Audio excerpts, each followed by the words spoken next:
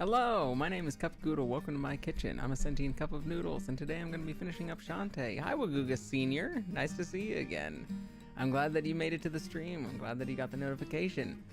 So today we're going to be finishing up the last game of the Shantae series. We've been playing through every single game in the series slowly, like we've been doing it a couple of months at this point. And we started, I don't know, 4 or 5 months ago, maybe 6 months ago, with the very first game, first of 5 games, the Game Boy Color / Game Boy Advance game. Did it come out on Game Boy Advance? And then we continued with the Game Boy, the Nintendo DS one. Then the next one was on like Steam and PlayStation and stuff like that, I believe, as well as the last 2. And the last 2 being crowdfunded games that people crowdfunded and got rewards for, got the game completed for. And there probably will be more, you know, when you just consider it, when you just think about it. My guess is that COVID probably stopped any production on any new ones for a couple of years, but we're probably going to hear about some new ones in the next couple of years, unless WayForward has said that they're retiring the series. But my guess is that there's going to be another one eventually. But for now, there's been 5. For now, there's been 5 Shantae games. They've been an enjoyable experience. I've enjoyed laughing at them, complaining about funny things in them, and enjoying the platforming and Metroidvania game style of a lot of them. And like when they're hard, they're hard. When they're easy, they're easy. And all of the different gameplay styles. It's been an enjoyable little trip. And I would definitely recommend the series to, or at least some of the recent games, to people who enjoy just classic Metroidvania platforming action type games. They've been pretty good. Especially, I would say 3, 4, and 5. Actually, you know what? 2, 3, 4, and 5 are all really enjoyable. I probably wouldn't recommend the first one to people because it's very unforgiving. It's very unforgiving as of a game, and it can get frustrating for certain things. I definitely appreciate the help that Zombie Harry gave me during the first one, because there were a couple of things in the first one that I probably would have spent a long time just struggling with if I didn't have someone here giving some advice. But we are close to finishing the game. We are in the final stage area leading to the last boss, and we are at 98% out of 100%ing the game. We have 2 more nuggies to find, 2 more gold nuggets to find, that I will have to go back and into the main overworld and find where those are. So there might be a little bit of exploration or a little bit of exploring around today to find out where those extra nuggets are. But once we find those, we can just go right to, I want to fully complete the game. I do want to fully complete the game. I don't usually bother with doing 100% of a game unless it seems not too, like, it's not too out of your way to do so. It seems like it's would only require a little bit extra. And if there's something like, oh, you get a slightly different ending if you 100% the game, then yeah, you know what? Sometimes I will go for that.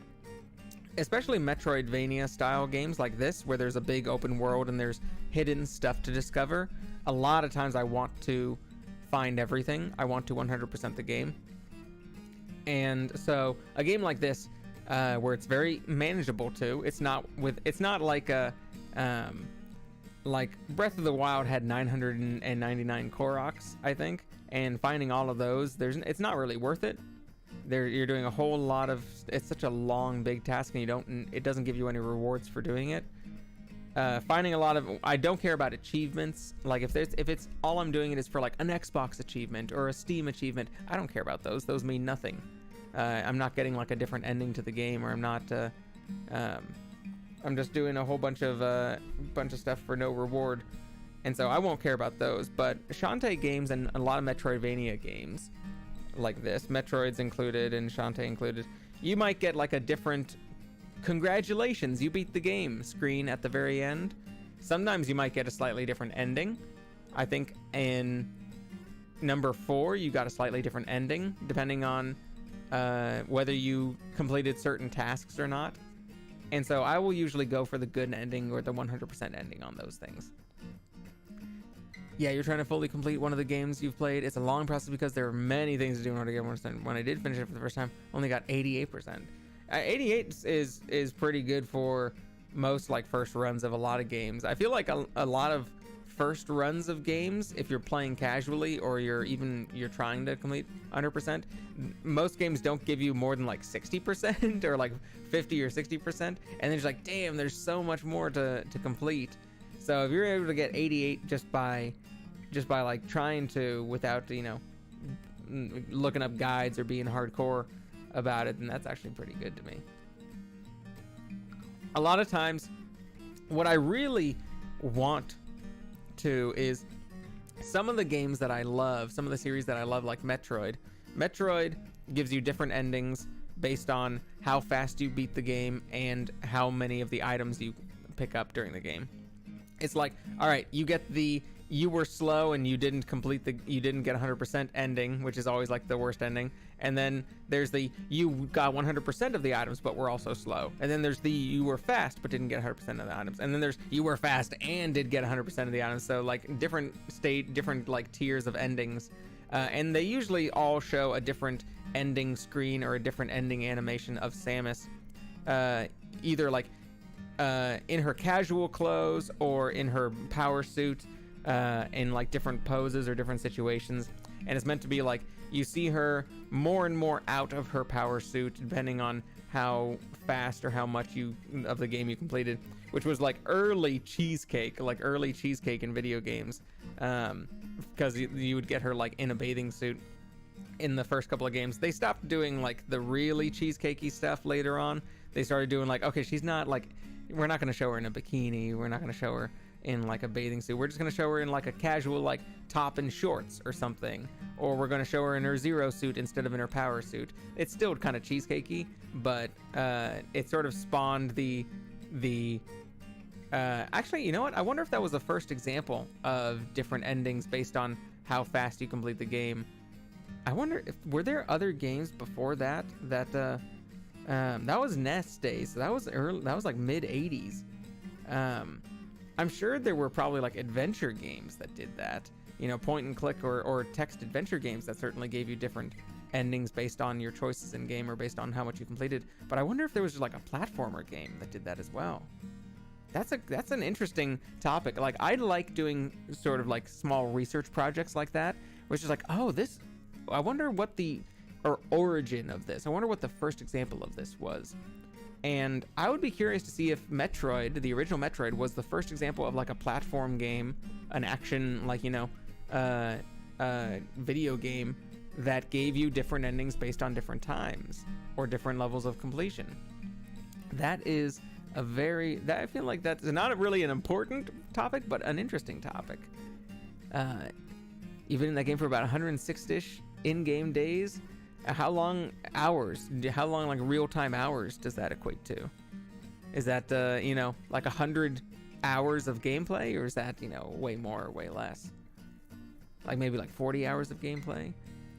But there was another example of a topic, like a little research topic that I am very interested in because I really want to know the origins of, you know, the anime trope. I don't know if you guys watch a lot of anime, but you know the anime trope of like white-haired, dark-skinned character, where it's like every like dark-skinned character has white hair, and how that's a very like prominent design aesthetic in anime and VTubing in general as well, just because VTubing is based on but I'm gonna say maybe 100 or more hours. Damn, that's a lot, and only at 88%. That's gonna be tough to complete. I wish you the best of luck completing that 100%. This feels wrong. It feels wrong. Hi, Pug. Welcome to YouTube. Feels wrong being on YouTube, doesn't it? Don't worry, you can do pretty much all the same things you can do on my channel over there, which is essentially nothing yet because I haven't set up anything yet. But I'm looking into I just set up better TTV on Twitch, and apparently there's like proprietary stuff you can do on YouTube too. Like, they're just starting to integrate better TTV emotes to YouTube. I don't know if it actually works well yet, because I haven't seen any options activated, but I'm getting emotes. I'm trying to see what I can do about emotes on both channels. Also, it seems like I'm a little raspy voice today. I don't know what it is. I haven't really talked yet today, and I don't have a sore throat, but it seems like I've got a lot of raspiness in my throat right now, which is interesting. I wonder what that comes from. Maybe just sleep. Normally when I wake up, my voice is pretty clear already. When it comes to games, I'm pretty slow at the games. I'm still trying to learn the controls and all the moves your character can do and unlock. Yeah, I'm at work. Bye. See you later, Pug. Thanks for coming by and say hi. Thanks for coming by, telling me this feels wrong and leaving. That's very Chad of you. I'm here to neg you and leave. Okay, see you later. And thank you very much. But I'm glad to see you, Pug. I hope that maybe you can lurk a little bit while you're at work or pop back in during some breaks and stuff. So I'm the same as you, Wagugas. I'm very slow. I mean, you've seen me play like Resident Evil. You've seen how slow I go through like some of the sections. I'm just looking in every single little corner of the world. I am like, you know, going or like around the entire world map. I'm willing to like go explore through like side rooms for no reason, just because maybe something is there. I definitely like sort of slow exploration of places and taking my time with places. Let's see, you say take DMC, for example. Dante, Virgil, and Nero can do all sorts of moves, so I'm trying to see what I can mix together in better combos. Oh yeah, if it's an action game like DMC, then yeah, you could go through the entire game without knowing all the moves. Like that's definitely like I could see anyone still. You like, I don't know if there's anyone who has like perfected every single one of the moves, even people who are great at combos.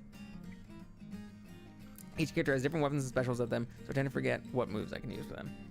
I love combo heavy games, but I wouldn't call myself good at them. I've never been amazing at combos, fighting game combos, brawler or action game combos. I do enjoy them a whole lot because it's very satisfying getting some good ones, but I wouldn't say I'm particularly the best at it.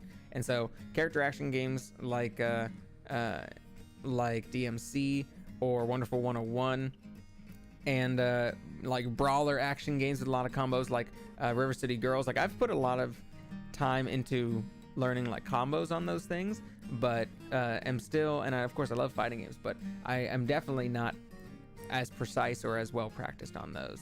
I do it, a lot of it based on just kind of feeling and like rhythm, and sometimes that isn't as reliable all the time as like maybe using visual cues to help out. I've only played DMC 3 and 5 and it feels so much.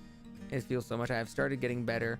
It's not that hard now. That's good. That definitely shows. It's satisfying to feel that improvement over time. So let me plug in my controller over here. The controller's been charging up a bit. There we go. Switch is all plugged in. Oi.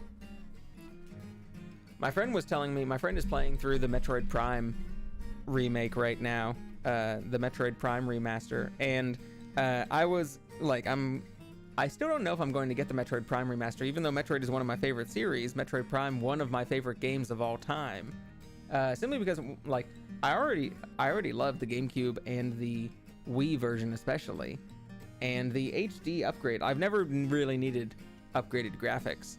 Like graphics have never been important to me at all.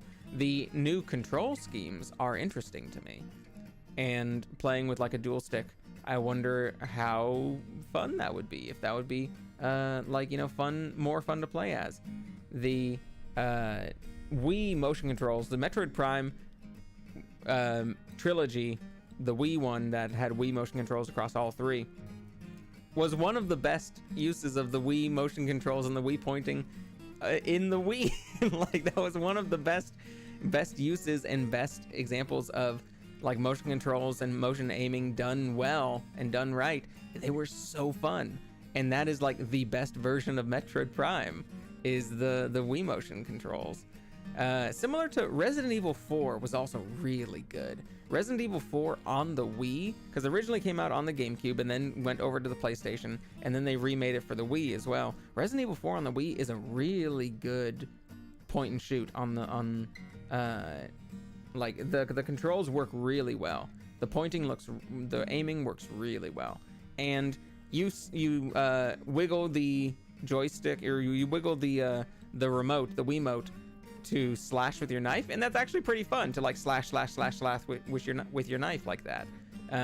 So it was another really good example, and I was excited to see all the different control schemes on Metroid Prime Remake, but My buddy just told me that when you do the pointing controls with the Joy-Con on the Switch, when you use the Switch Joy-Cons and you do like the pointing for the motion controls, that you can't map shoot to the trigger.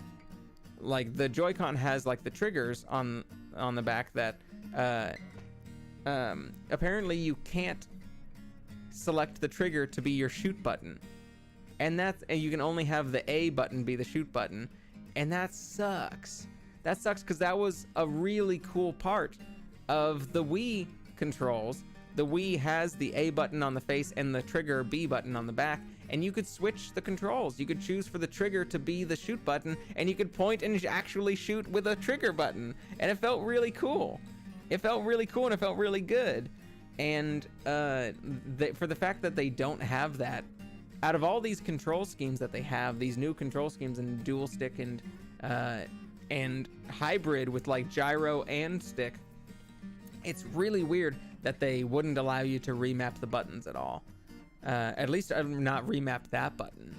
And so like that is a little upsetting that people who play with the pointer control cannot get the best experience, cannot get the trigger pull, trigger shooting experience. It's very unfortunate. And because of that, like, excuse me, I am less inclined, slightly less inclined to get it. I'm still just as inclined to get it for every other reason. But, you know, I might not even end up getting it. I don't know if I really need it. It's the same game with different controls, but my favorite controls will be the Wii version, and so I don't really care about updated graphics that much. All right, let's turn on Shantae. Feeling a little motivated. Nice.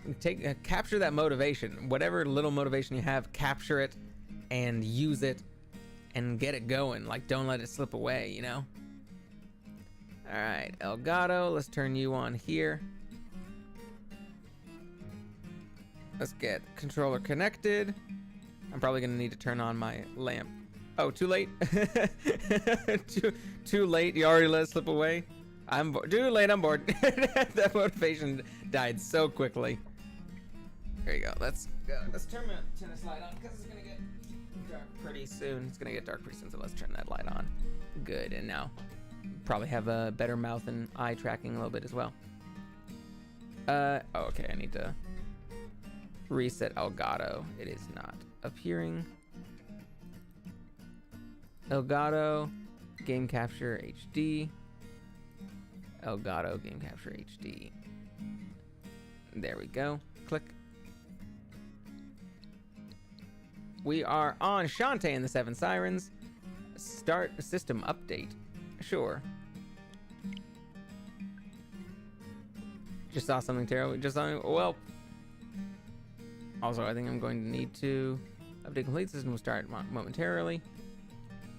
Also, I'll probably need to reset it because it looked like there was a slight bit of delay. It tends to happen when I need to reset Elgato. There will be a slight bit of delay. But that's okay. Oh, is it going to restart automatically, or do I need to? Might as well.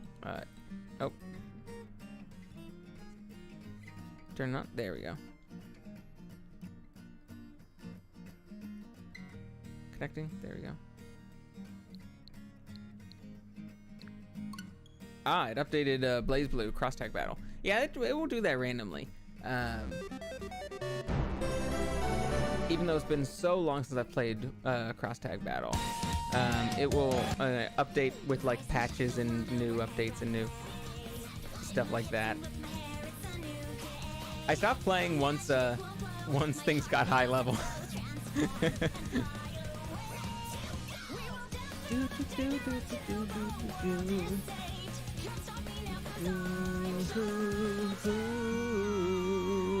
I'll be right back. All right, see you soon.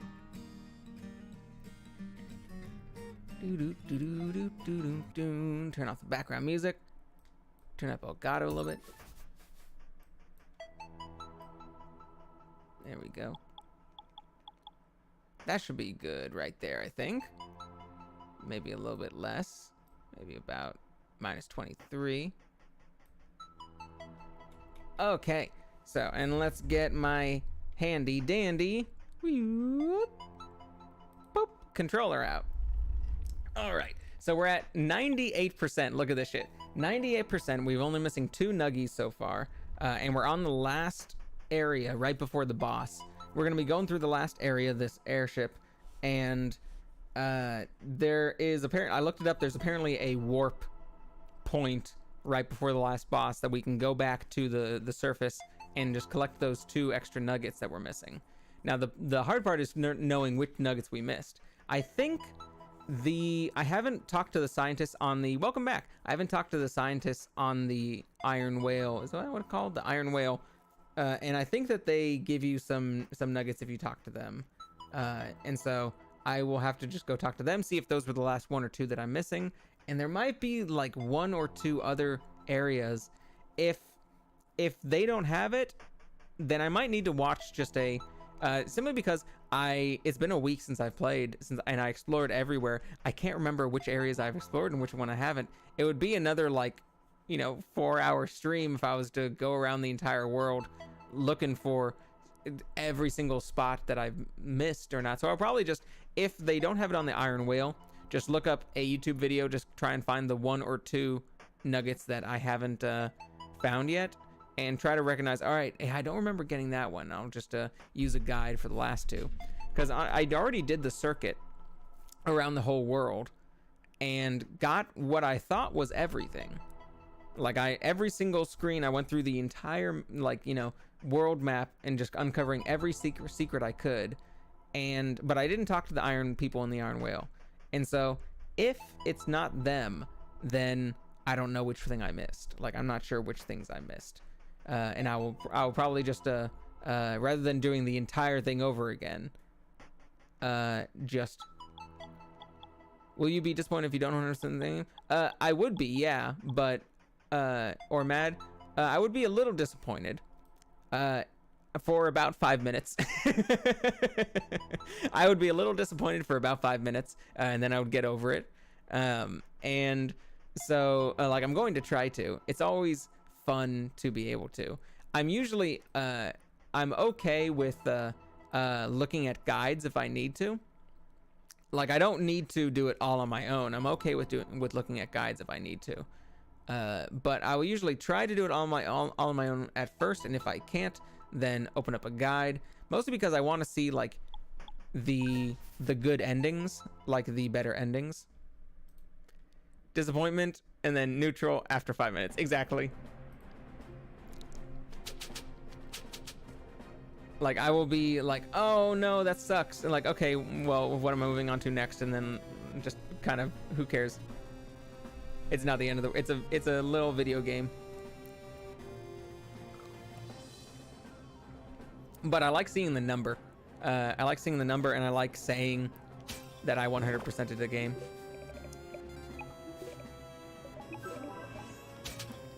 All right, so we're going through this airship right now, and I don't know how much more of the map there is, but whenever we get to the warp point, we will just warp down to the surface once again, try and find those last 2 nuggets.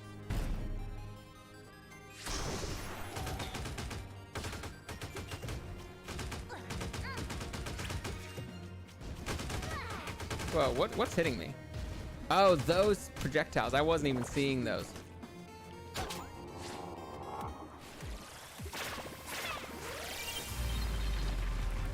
I kept getting hit by those. I didn't even see them. Honestly, let's let's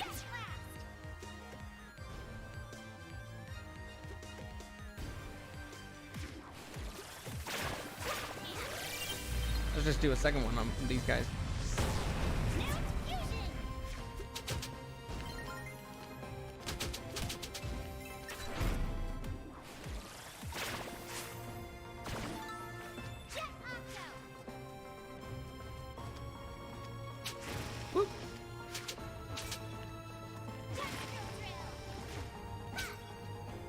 Look at her. I kind of want to go down and meet her. I kind of want to meet them. But it probably would be not wise to. They're probably gonna hurt me more than I gain.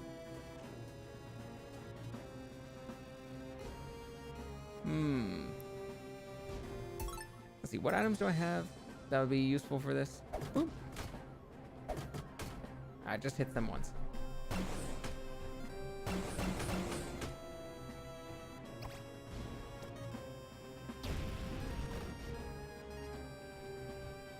So honestly, the best thing to do would just be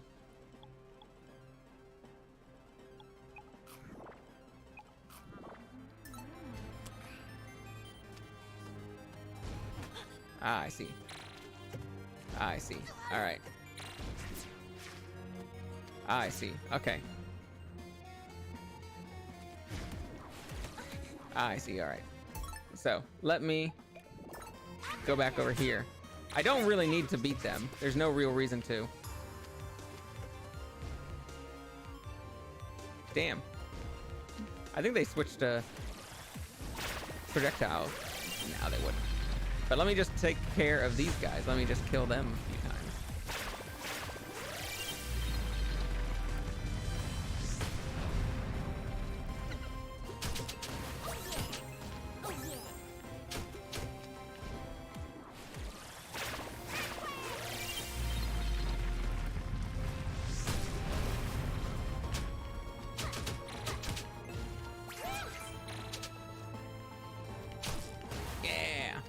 It just felt good. I didn't need to, but it felt good. Nothing there. All right. Maybe it is here, though.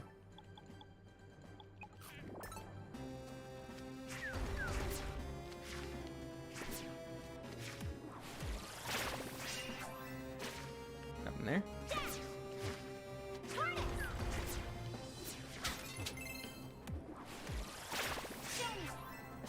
Nothing there. All right.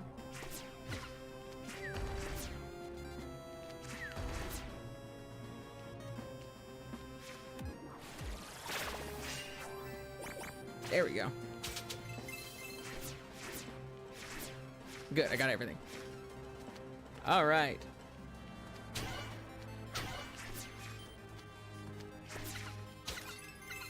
Nice. I have 999. I'm not like running low on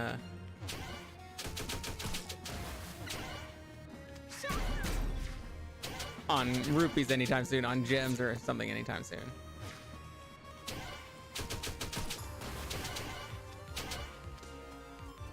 There's also nothing else for me to buy. Like, I've already gotten all the items I could need, except for maybe. Ooh, that was close.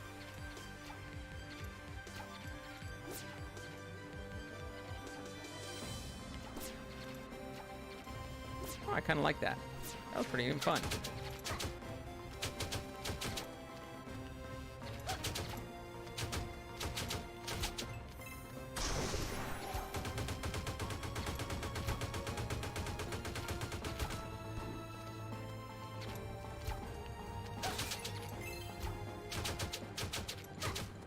Just for the heck of it. For no reason.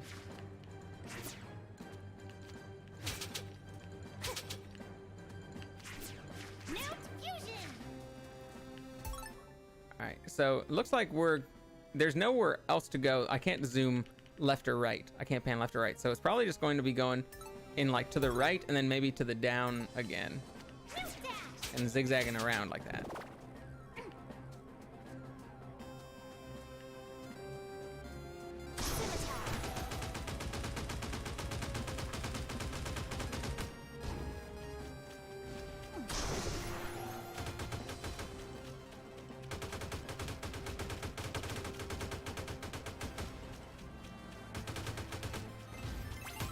There we go. Hi, Duncan. Welcome in. Hey, hey, Duncan, hey. How you doing on this fine, fine day? Glad you made it to the stream somehow. We are playing the ending of Shantae now. Whoa, whoop. We're gonna 100% the game and try and beat it. Yeah, hell yeah. Hello. Hi, Scoot. Welcome in. Thank you for joining us today. How you doing today? Is this your first time in one of our Kup Goodle streams? In which case, welcome to the chat, and let me give you the same little song that I just gave Duncan, too. Hey, hey, Scoot, hey. How you doing on this fine, fine day? Glad you made it to the stream somehow.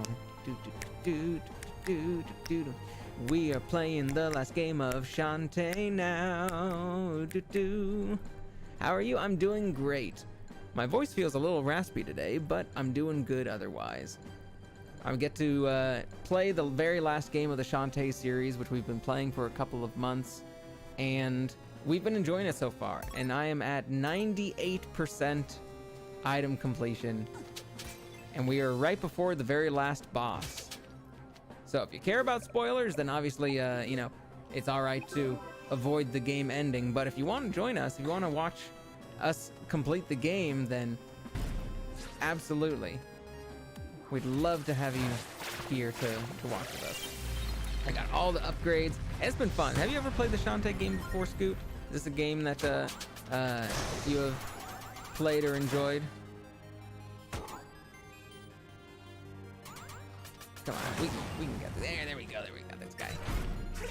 I had never played it before. Before these playthroughs, essentially right now, that I'm doing on the channel. I had always heard of the series, but had not played it before. Oh, hello, welcome, Scoot. Thank you so much for the follow. I have heard of it, but I've never played it. Well, maybe watching a little bit of it right now will whet your appetite a little bit. I think they've been enjoyable so far. They've been silly, they've been funny, and they've been pretty good, like platform action games like this, Metroidvania style. So if you like Metroidvanias, then you might enjoy these. Some of them have been easy, some of them have been hard. Let's refresh this area first. All of them very cheesecakey, as far as, you know. By cheesecake, I mean like scantily clad women in kind of like absurd outfits or scenarios. All right, this is a point of no return here, but we're good. Woo, woo, woo. Oh shit, that was close. Up. Oh, Wagugus, if you're still here, I just died. You can do a death quote. How do we get rid of this? Ah, oh, okay, that's a switch. Gotcha, that's a switch. Yeah, I love Metroidvania type games. You're adorable, Cup. Thank you, Scoot. I think you're adorable too. Just the personality you're coming in with is very, very adorable. I'm glad that you enjoyed the model. I've made it myself. Whoop, whoop, whoop, whoop. There we go, there we go, there we go. All right. I made it myself, drew it, rigged it, modeled it. Everything you see on the channel this is a passion project of my own. And so, like all the art, all the backgrounds, the kitchen that I'm in, the arm and everything, it's all made by me because I love doing this kind of stuff. And hopefully you enjoy hopefully you end up enjoying the channel and everything as well. Oh shit, I gotta refresh. I gotta, wait, maybe I can do that right there. Yeah, there we go, all right. Yeah, I love Metroidvanias. They're one of my favorite game genres. The Metroid series itself is probably my favorite game series. And oh shit, I'm gonna have to tell Wagugus that I actually died and needed a auto potion. And so games like this, you know, going around the map trying to find all the items and everything, backtracking, very, very enjoyable. Exploration, very enjoyable. The Metroid Prime remake just came out, and I am contemplating whether to get it or not. I'm contemplating whether to get it or not, because the Metroid Prime games were one of my favorites growing up.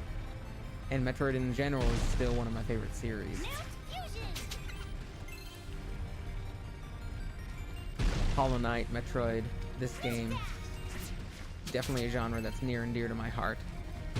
I want to do all the Metroid games eventually on the channel, and like literally all of them, because I have owned and played every single Metroid game, and that would be very fun. And it would kind of like, oh shit, oh shit, oh shit, oh shit, oh shit, oh shit, oh shit, oh shit, oh shit, oh shit. Okay, we're safe.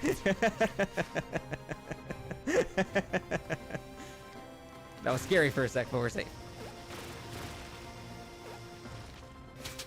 And actually, after this game is done, because I'll probably finish it today, I gotta decide what new series to do.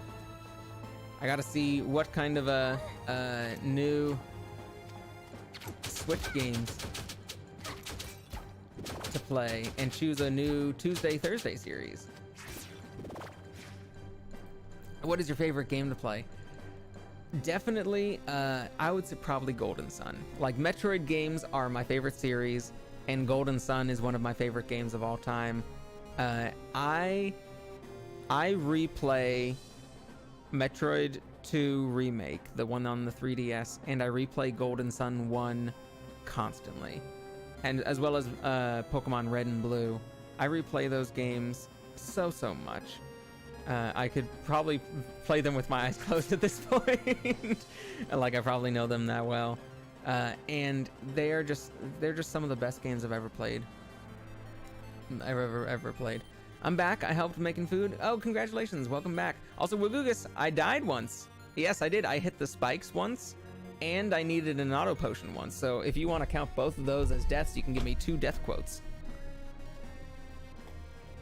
And we've got a room full of spikes right here, so you're probably going to get a couple more if you got some teed up, because I'm probably going to hit these spikes at some point. So any of the death quotes that you've been saving up, you get to use. Auto potions don't count. Okay, auto potions don't count, and then I've hit the spikes once, and I'm probably going to... Actually, you know what? I think I hit the spikes twice. I can't remember how many times, but I think I hit the spikes twice and auto potioned once. And I'm probably gonna hit the spikes again whatever this is. Wait, what? Whoop, whoop, what? What? What? What? What? What? What? What? Okay, I didn't hit the spikes this time. Augie? What the heck's Augie supposed to be? What's Augie? I see the hearts, and that's adorable. But the fact that it's a death quote, I feel like it might be snarky. Maybe I'm being made fun of, and I don't even realize.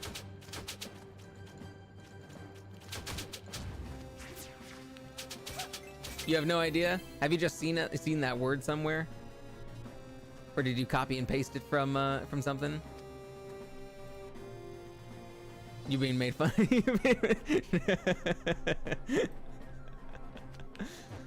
Honestly, I feel like a good death quote is like the perfect, because you know, you have some that are just like disappointing, or some that are just like kind of teasy. I feel like the perfect death quote is one that the streamer like knows just a little bit that you're teasing them, but it's like not something outright mean, you know? One of those like little teasy quotes, where it's not like insulting, but it's just a little bit like just teasing a little bit. I wonder if this gives any invincibility frames. No, but it stops them. Interesting. Ow. Wonder what I can do with this.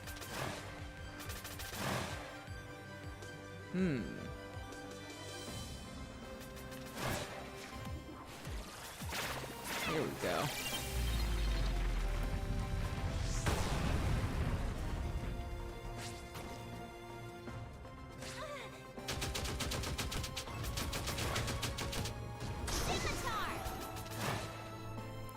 One said that one time that you wished for me to say at one point, and I still have no idea what it could be. Some death quote from somewhere. Oh yeah. I do not, unfortunately, do not remember what the exact quote I wanted you to say was, but it was basically just at that time in that stream there was. Wish for me to say it, but still, yeah. It was just in that stream there was one idea for a death quote, and I was like, man, if Wugugus has this in the list, I will be so happy. I feel like if you say it, I will remember it, but it is just I don't want to wish it into reality, you know? Because if I say it out loud, then you can just add it to the list, and it won't be truly like serendipitous, you know? It won't be truly like a happy coincidence. And so I never want to say it out loud. At some point, maybe it'll come up in the future, and if it does, I will be so happy. But it's definitely better if it's just a never said out loud.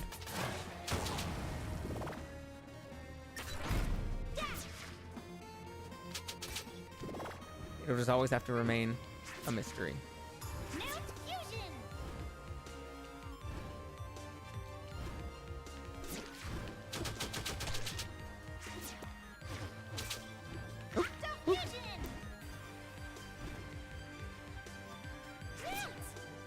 That was it. I actually got through that level without getting hit.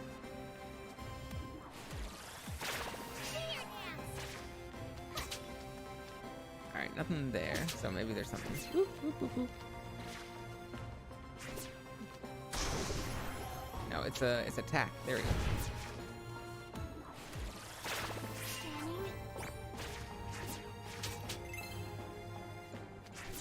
You know what? Let me see if that was it.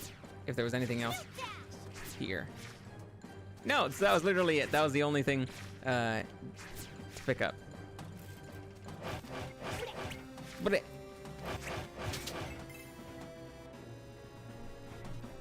Hello.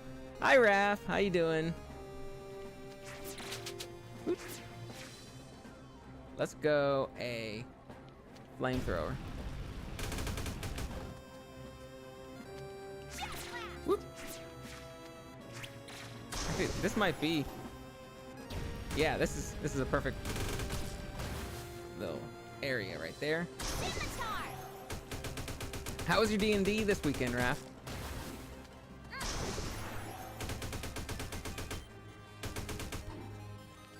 Did the party do a good job being good space boys?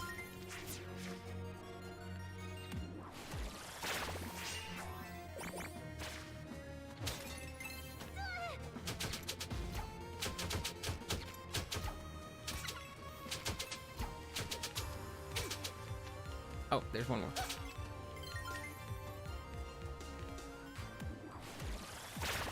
Do you guys play every single weekend, or do you guys do like a week on and a week off? Oh shit, that was close. That was super close.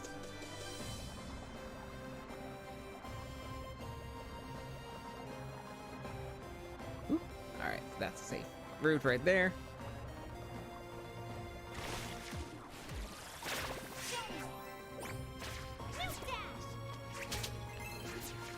Let's see. This is, yeah, it was zigzagging me all around. I knew it was going to zigzag me around, but it doesn't go any left or right, the map. And so this is probably in a couple of rooms, like at the end of this. It's either going to be at the end of this downward, like on the bottom right, is the bottom right or bottom center is the last boss, or it might be going a little bit farther to the right, because it seems like it's a little offset to the left. So it might be going up again to the right.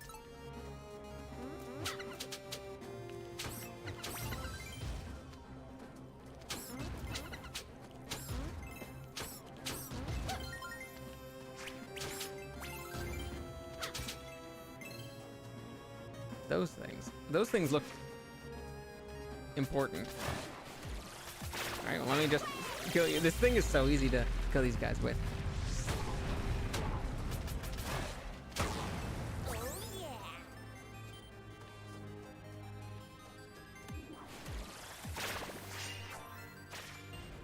Nothing there yet. Ooh.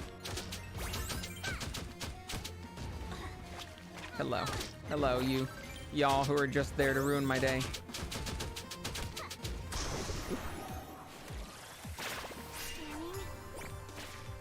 It was good. The party is in a big combat scenario, fighting some sort of alien hive mind inspired by the Zerg from StarCraft. Play every Sunday. That's awesome. I have also included a Zerg type of creature in my games before. They were there's a demon in D&D, like a demon lord named Zuktmoy. She is like the queen of spores and fungus and parasites and stuff.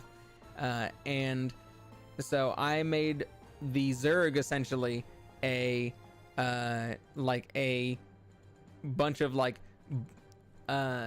spore transferers. I made the Zerg essentially like her vehicle for delivering spores throughout the universe, and they would like bury and crawl and like infest places and like take over places and spread spores whenever they killed someone or died, and they would get infected with spores and become part of Zuktmoy's, like, you know, hive mind. Isn't a hive mind where there's like a king queen in their spawns? Yep, that's exactly it. Imagine like a colony of ants with like one queen who's kind of directing all of the little worker drones around, and they all share like in sci-fi fantasy stuff, like they all share the same thoughts, you know. In a lot of sci-fi stuff, they often have all like just one mind, but it could also just be like bugs, like ants, where it's not necessarily all one mind telepathy, but it's just sort of like the queen releases like a signal or pheromones or some sort of like smell or call, and it just transfers like from one worker to the next to the next to the next to the next, so that they all know it like immediately. And but yeah, like hive mind, that you've got the right idea.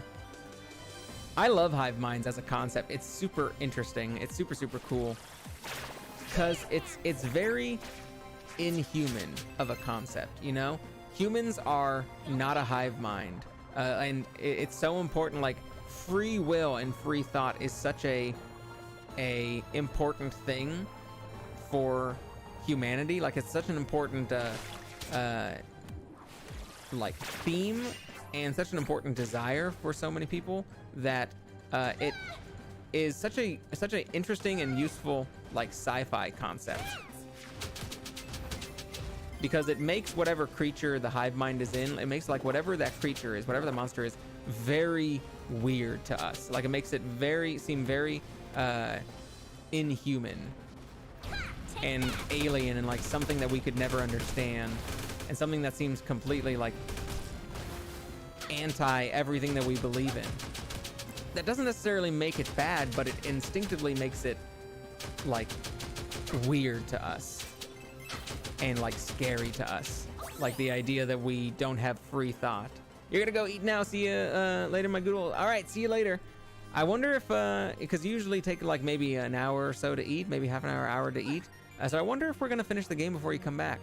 If we finish the game, then there's always the VODs, but we'll definitely continue for a couple of hours, even if we already finished.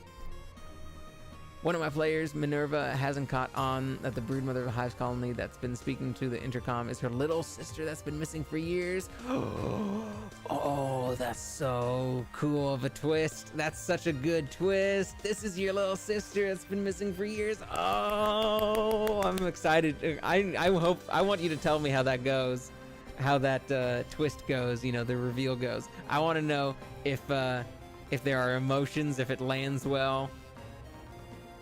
Something I can never understand, so like your mom or something? Something I can never send, like your mom. Like your mom. See, that's why you haven't been able to get with my mom, despite all your attempts, Pug, because you don't understand her. You gotta understand people. But don't worry, you'll get there one day. It's not like me and your mom. I understand her very well. Hey. Is your mom a pug too? Are you a little baby pug from a mama pug?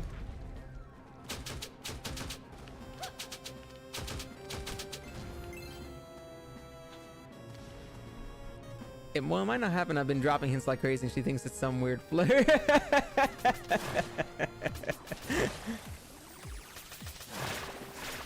Canonically, I don't have any family. I am a single little pug. I added that little part. Single little pug. Canonically, I have no family. Ow. Oh. I was in the exact wrong spot. Let's go another crab. We've got plenty of these.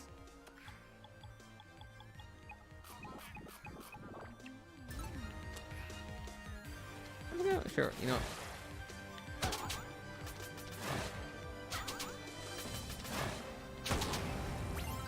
Hey. Don't dogs always come in 3 or more? And what about all the other, well, what about the rest of the litter? Are all the other Twitch dogs all actually siblings with each other, even though they're not the same species? Not the same breed, I should say. Maybe all the dogs on Twitch are actually part of the same litter.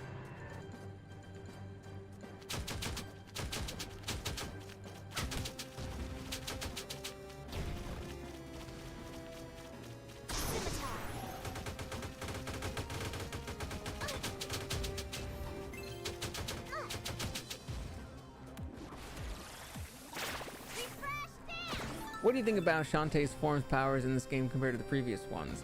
I really like them. They're some of my favorites, to be honest.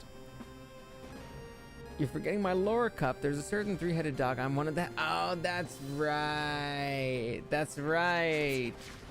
You are one of the Cerberus. You are one of the Cerberuses.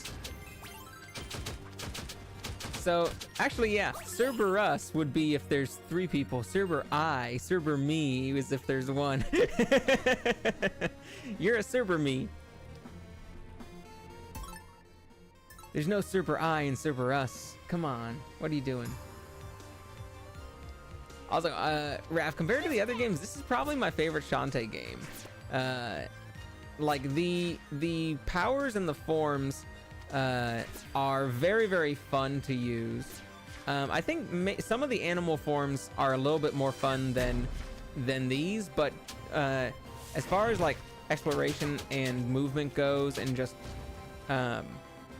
like, I really like it. I really like having a lot of these things that I have. The music is my favorite so far of any Shantae game, so it's just been good.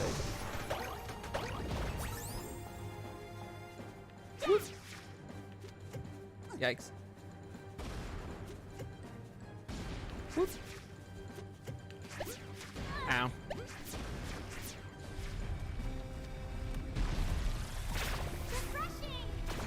That's an amazing idea. Cerberus with 3 different heads, 3 different dog breed heads.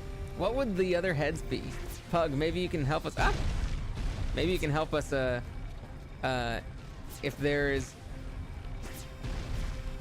if they are all pug heads, or if some of them are different breeds.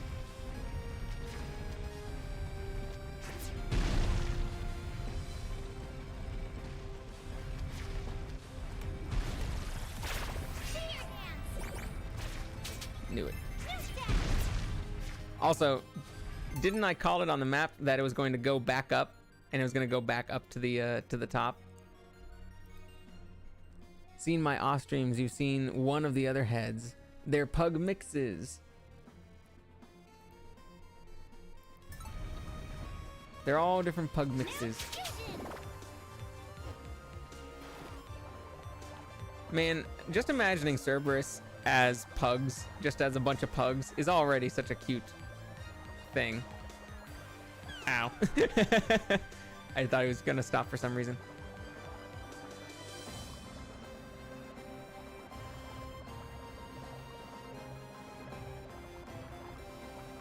Okay.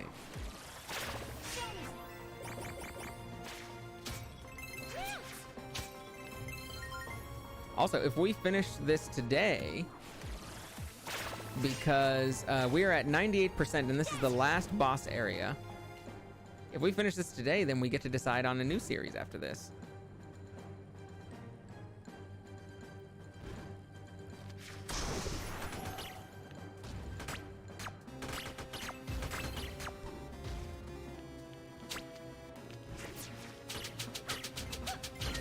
Oh shit. Whoop. Whoop. Whoop. Whoop. Whoop.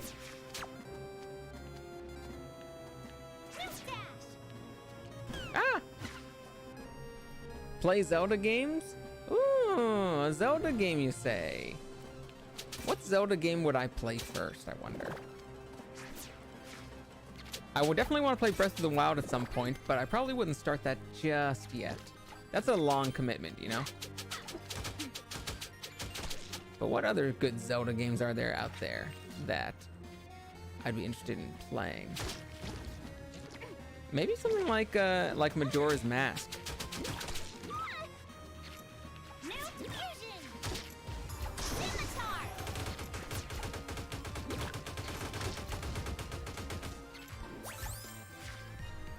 Ocarina of Time is good starting. No, I mean, I've played every game. Wind Waker was one I had growing up. I mean, I've played every game. I just wonder which one I would want to play first. And although I actually have not I've not finished Majora's Mask is the only Zelda game that I've never finished. And that's kind of why I want to play it. I have the Majora's Mask remake on the 3DS. I would need some new capture software or some capture hardware to capture the 3DS, but I want to get 3DS capture hardware at some point anyway. Nintendo's planning on release the GameCube games in Switch, right? If they're not already out. As far as I know, there's no GameCube games on Switch yet. They do, like, the N64 is already a thing. But I don't know if Majora's Mask is one of the games there yet. I have, because there's two different capture hardwares that I want. There is one that plays GameCube games and one that plays 3DS games, and both of them are ones that I want. And so I'm going to get those eventually. If I get the 3DS capture one, they announced they're going to add the GameCube games. Oh, cool. So when are they adding those? Or I don't remember that announcement, because if it was on the last Direct, then I guess I just don't remember it. Waiting to play Mario Sunshine. That's what I don't know. Well, whenever they add, that's awesome. I still have a Wii, and I was going to. I kind of want to stream Game Boy Advance games that I own. I kind of want to own the games as opposed to just streaming ROMs. Like, streaming ROMs would be okay, but I do kind of want to own the games and play like some of the GameCube and Wii games that I actually own as well. There are a bunch of GameCube and Wii games that would run kind of poorly as a ROM in some ways, and especially Wii games. I've tried running some Wii game ROMs, and Dolphin would be okay if with some, Dolphin updates, but also I kind of just want to. Hardware streaming is a thing. Yeah, I mean, there are ways to stream GameCube and Wii games. You just need the good hardware. I know I want to stream 3DS games. I have so many 3DS games that I love.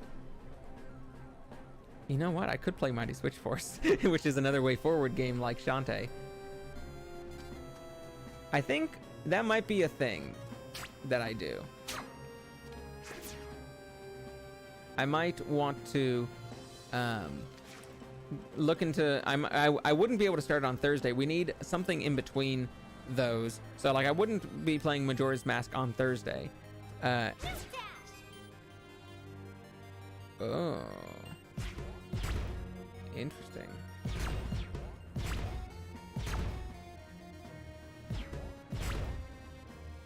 Interesting.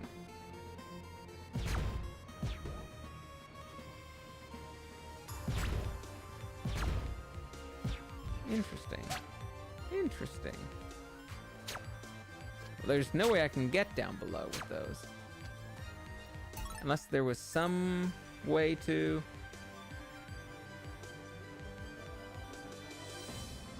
I don't see a way to, and they wouldn't rely on that.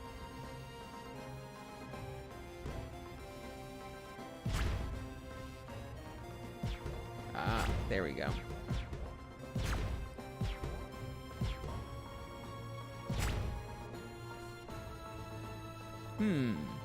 Is down just spikes? Yep. Don't let me see it. But down is just spikes.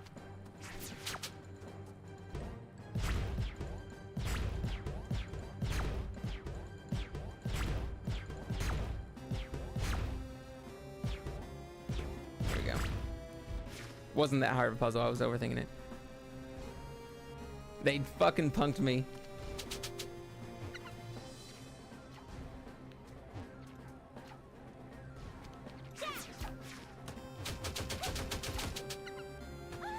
Ow. What?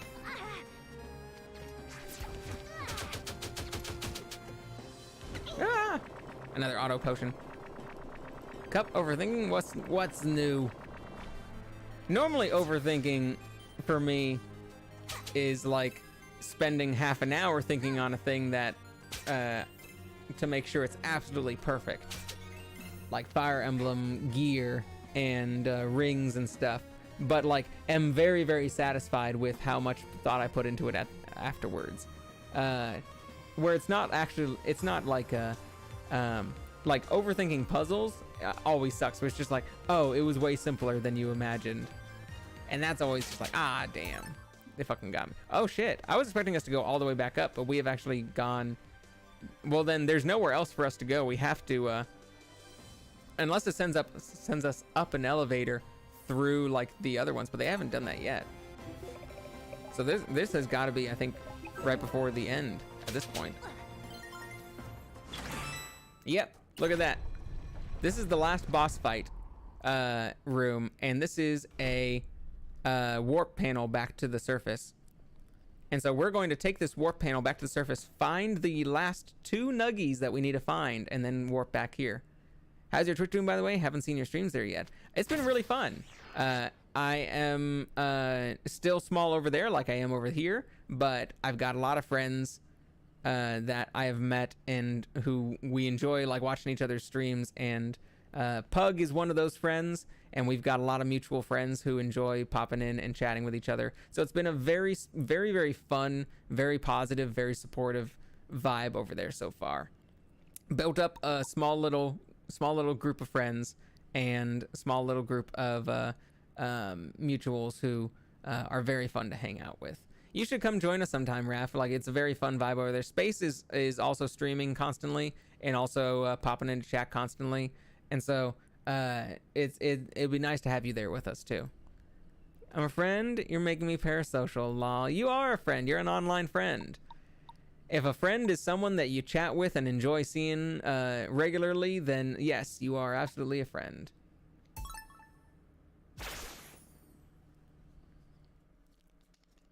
You're one of those online friends who just, I don't know your name, your face, or, or anything about you in real life, but you're a friend. But I've had a lot of online friends that are similar to that.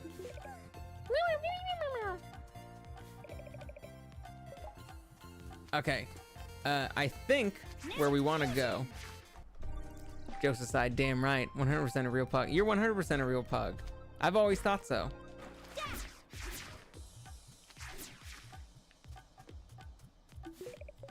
All right, the last place that I think that there are, I think the Iron Whale, we go to the submarine and call that up.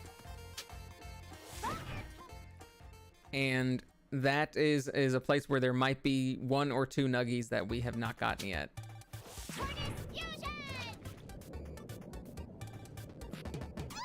Lol.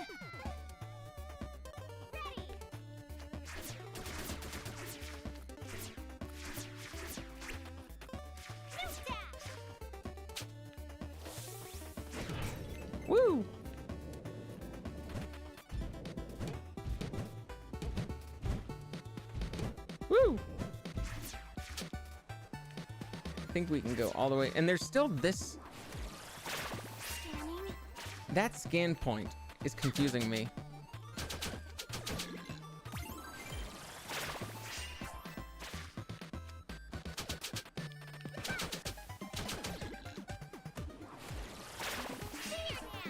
It can't just be that one because, like, I'm pretty sure it doesn't mark those things. Maybe just because it resets. I guess it just automatically counts it no matter what.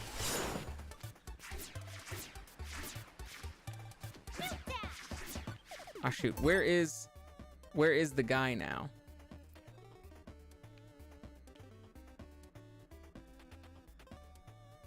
Where is the guy who calls a submarine now? We need to try to find him.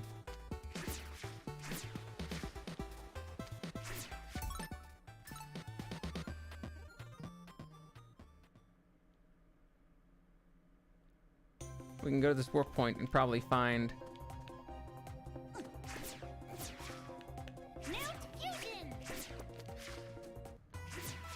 I think maybe lower right would be it. I might start doing Twitch sometime in the future, but I just started school again, and it might be the end of the year after the program ended. I'm just gonna picture a pug typing with a headset or a sofa. That's what it looks like. Just imagine a pug, very tatted up, a lot of tattoos, who, oh wait. Oh, never mind.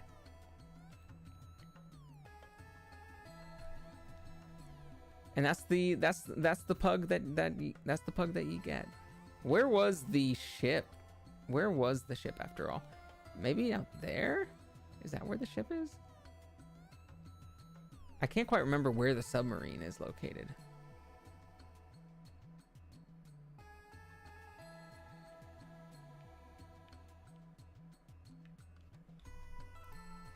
Used to own a pug. She had babies and we had them adopted. Congratulations. Are you my great? Maybe down on the left?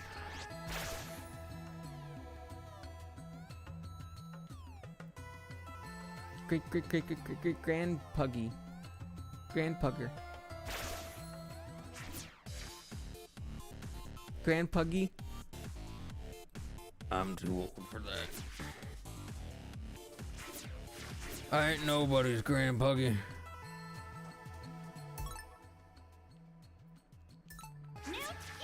Maybe great grand puggy.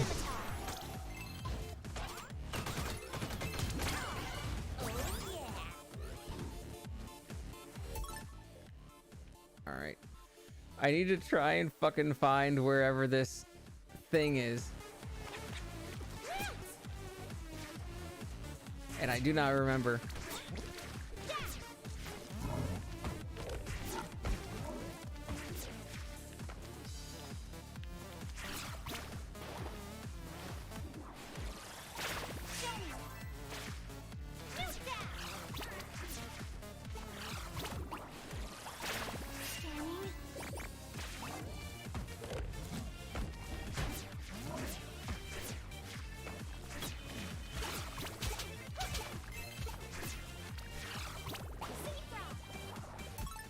Where am I going? I don't even know where I'm going anymore. I should probably look up where this boat is and not try to just blindly go around.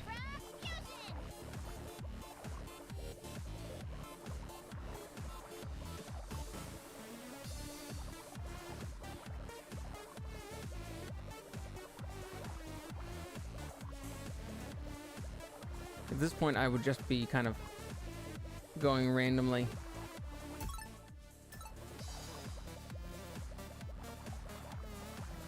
All right, I'm gonna go to the next warp point and just warp back, and I'm going to look up where the ship is located so I can try to find where that is. It might be that purple area right there.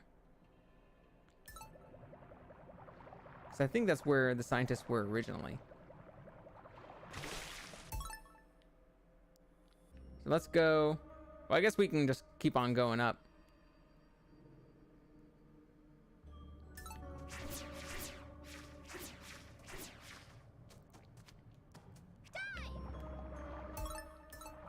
So let's just keep on going up and to the right.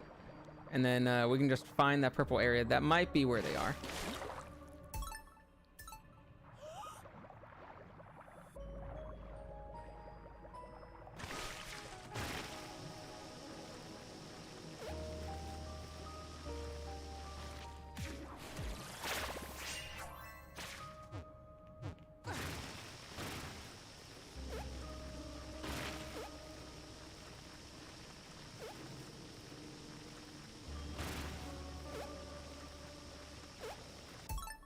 Go to the right here.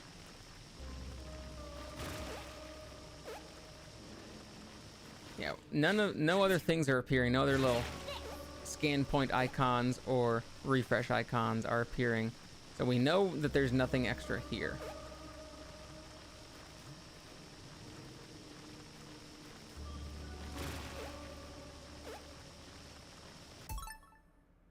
We can go, let's go down first just to check.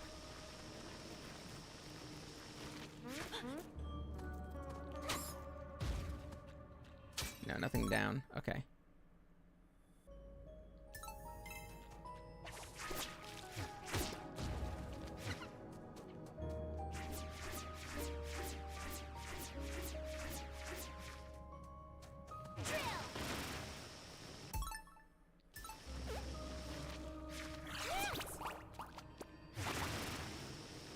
Okay. We're gonna go up here. I'm gonna go. Oh, there's another little scan point here. Maybe there's something here. Nothing there. Maybe something down there.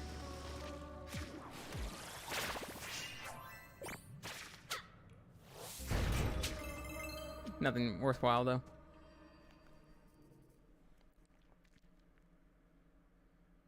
All right, if it's not here, if it's not like up in this purple area, then I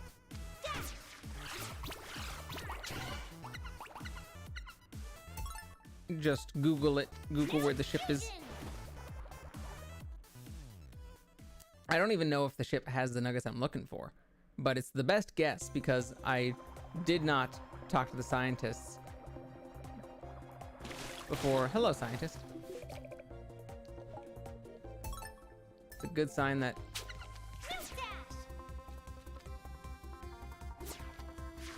that, all right, so that there. Nothing here, okay.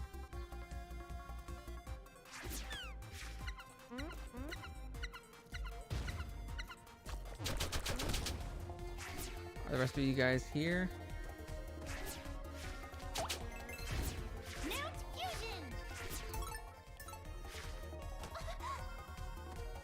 No, the rest of you guys are not here. Well, shit. Okay, I'm gonna look up where the scientists are. Shantae, Seven Sirens, Iron. I think it's the Iron Whale.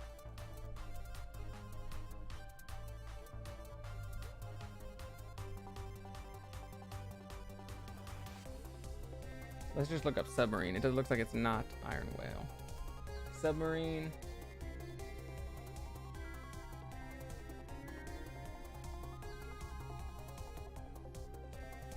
Boiler, where is Anglerfish Siren, Seer Dance, Bonga Tortoise, Boiler, Squid, Flying Fortress, Town, Armor Town, Raised Den, Risky Boots, Siren, Officer Siren, Emperor. Where is Train, Risky Boots, Water, of course, Siren, Fish. Where can I look up Seven Sirens scientists? Where do I locate the scientists after the airship is restored? There we go. In the areas that would now have blocked sections past them, you can use the map guide section to see which ones would normally go to the tour guide section. What does that? Hold on, where does that mean? In the areas that would now have blocked sections past them.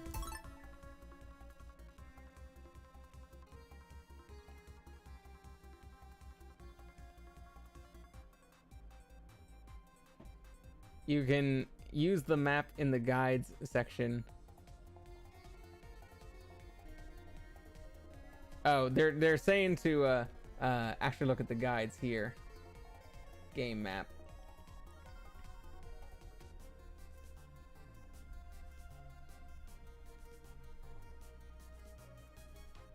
Tour route. Where is the boats? Where's the boats? Where's the boats? Where's the boats?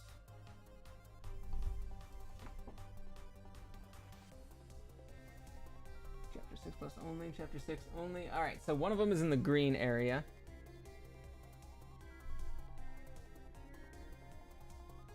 And one of them is in the yellow area. So we're going green and yellow. One of them is to the left of that save point. One of them is to the right of that warp point. All right. We're gonna go try and find them and see if they have some extra heart squids, or not heart squids, some extra nuggies.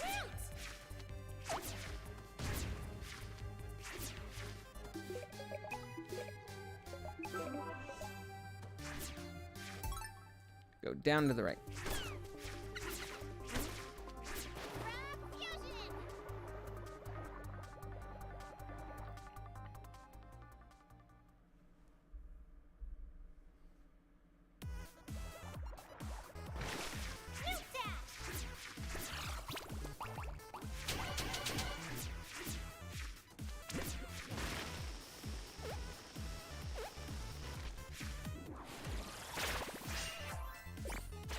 Well, I never got this one.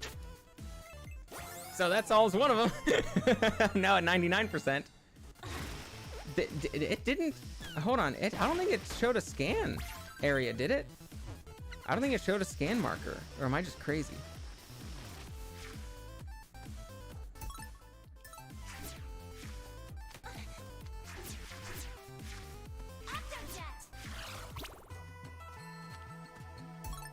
All right, we're looking at that one. I feel like it didn't show a scan marker for that one. It just seemed like a suspicious spot. If it didn't show a scan marker, then that's a bad little bug. All right, we're going down to the left.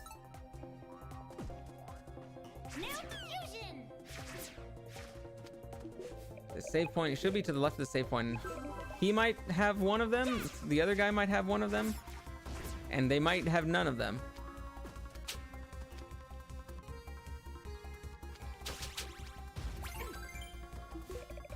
I hope we all live to see the end of this. So you don't have one.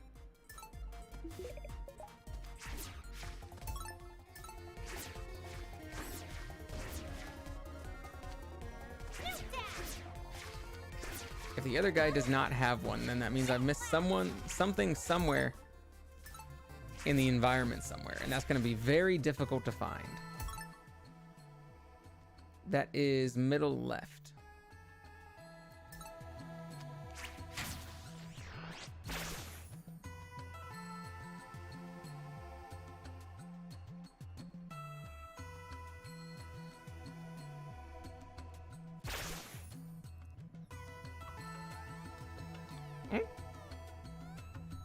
Hold on 1 second.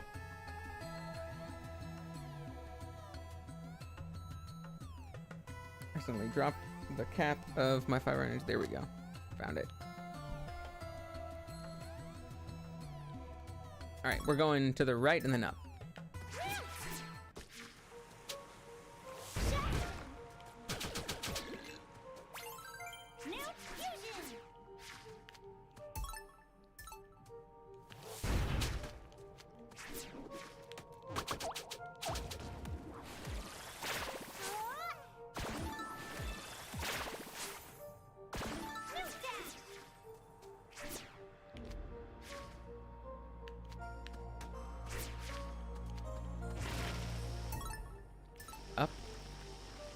Please have a thing. The other two just kept on saying the same shit. Damn it. All right, well, we're at 99%. Damn it. Where the fuck else could there be one?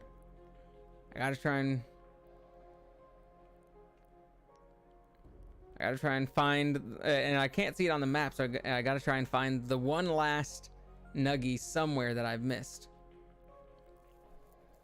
It's very unfortunate that it doesn't appear on the map. That is one thing that Metroid does way better than this game, is that it shows you at least where the items you've collected are.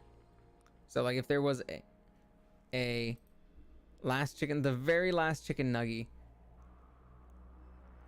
I'm gonna need to like pull up a video and see where those nuggies are collected and try and see which ones I might have missed. Because apparently it is not the scientists.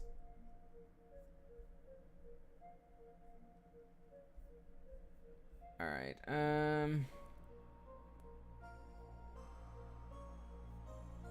scientist nuggets. Let me just double check.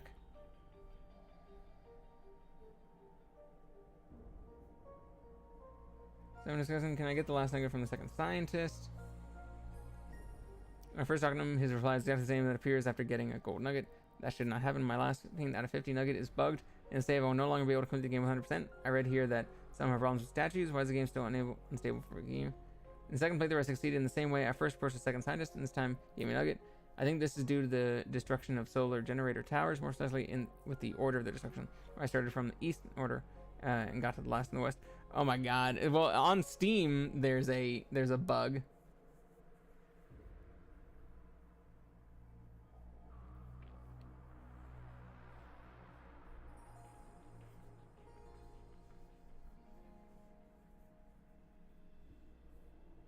Need one in the chest, square room, low save guy in the first time. Yeah, on the way back there, so no wonder. Final nugget is gone. Yeah, missing nugget if you talk to them. Let me see this. Yesterday I beat the game, went through the dungeon, then looked at the guides and found the squids and nuggets I missed. I found the boss who won the game, learned I got 99% completion. Realized my silly mistake was never actually traded those nuggets for cards, so I resolved to do that today. Gave 8 to the bathhouse and then went to the armor location. Learned you want 9, I only have 8 left. I should have checked a bunch of spots, thought I might have missed, but there was nothing. What I've determined is that the final nugget is in the tour route area, so number 3 on this map. Only problem that part of the map doesn't exist. It's part of the game that destroyed this. Is there any way to get the nugget found? You can get it back by one of the underground entrances to the tour route from the mossy biome service area, or the water shortcut from the laboratory. One of the scientists you met throughout the game will be there and giving you the missing nugget if you talk to them. I actually missed one in the laboratory that required seer magic, but your comment made me work double hard finding it. Never had that happen to me, but I do know that can happen during the game. So yeah, it looks like if I had missed them in that area, then one of the scientists should give it to me. And so it should be fine. I don't think I need any others. So let me just go to nugget locations and watch a little video.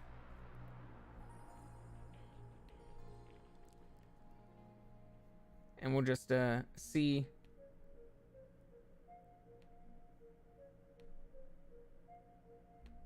We'll just put it on 1.5 speed. And look at for ones that that I might have missed. So, y'all, this is going to be some slow. We can chat a little bit right now, but right now I'm just watching a video guide. I've missed one nugget somewhere, and I don't know where it is. I don't know where I've missed. I've gone around the entire map, looking for all the secrets, and there's apparently one somewhere that I've missed, and I need to figure out where it is. And so rather than going through the entire map, I've just pulled up a like 10-minute video here that goes through all the nugget locations, and I'm going to see which one I might have missed. The bad part is this was like a week ago and 2 weeks ago that I went around looking for everything, and I might not remember every single place that I've been to. So I have to somehow try and find the ones that seem like, yeah, maybe I missed that one. I definitely think I've gotten all of the plant refresh areas. I don't think I've missed any of those. So if it's all a plant refresh, then... Alright, which area was that? I just need to make sure that I get that one. So that is up to the right.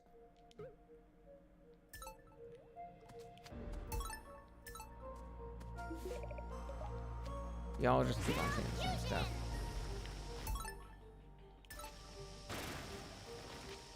Let's go warp around. Oops.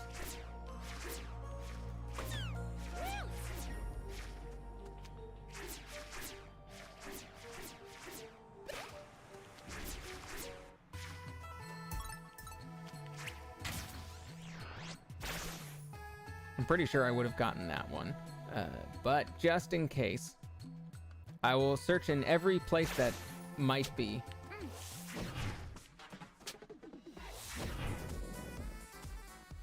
Might be a possible missed area. Alright, so I got that one. Alright. Let's keep watching. The thing is, for every area that there is a little icon, I feel like I've gotten the things there. Little icon appearing. But there was that one that I just found that I don't think an icon appeared. I don't know if that was a bugged icon or if I just didn't notice it.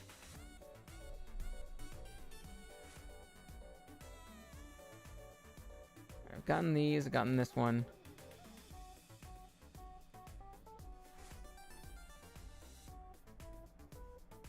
This one is... Hold on. Where was it?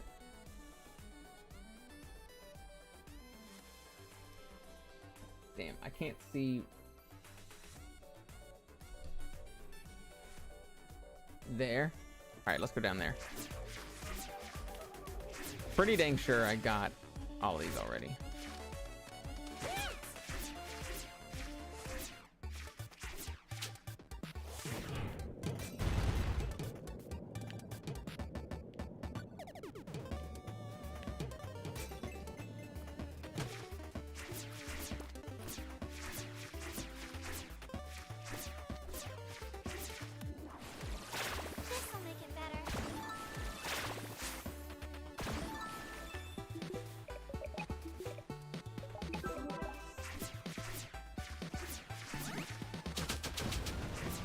Yep, already got that one. All right, next ones.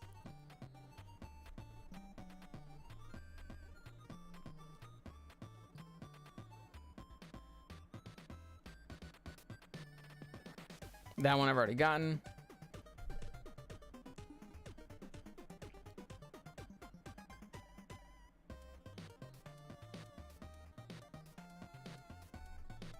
All right, where's that one? That one is up there. I guess we can go check.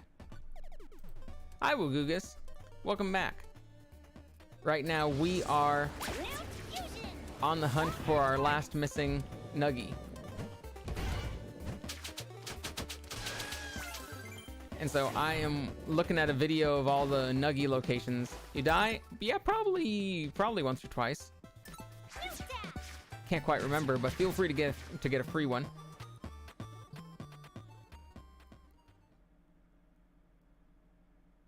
I have a feeling I definitely got that one though. It was right out in the open. No free ones? I mean, it's not like a it's not like I'm giving you one without dying. Like, I'm pretty sure I died. I just can't remember the number of times.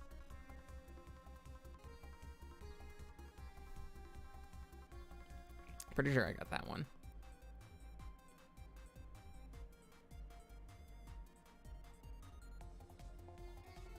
Just got that one.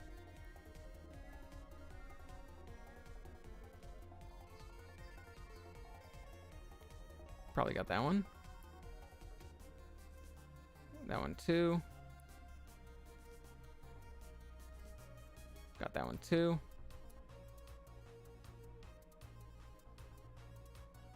Got that one too.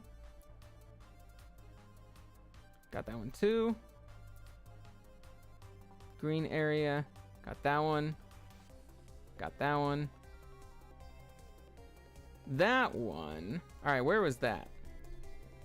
Down to the right. I think there was actually, yeah, there was an area down here that in the green that here it is. I'm excited. that was a dead end. I'm just like, really? They had a dead end here? And there was no like scan point and there was no indication of one. I'm just like, is this seriously just a dead end with nothing? That maybe they just did the same thing that they did before and they just didn't have the thing appearing. So let me go look at that green area again. And then go look for, see if there is a missing nuggie in there. Let's go here. Here's, give me your death quote. Give me your best death quote.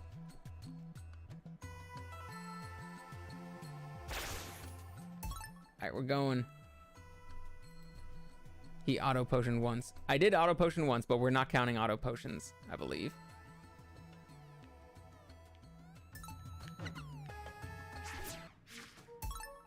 Where are we? We're right there, so we go up and to the right. Up and up all the way into the left.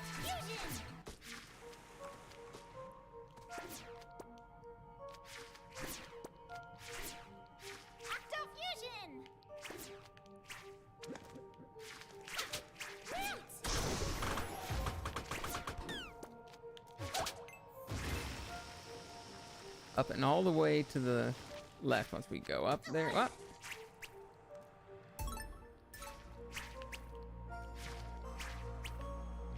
There we go. And then it was down to the down. Left here and then down. Yeah, I think this might have been a place where I was just like, is there nothing here?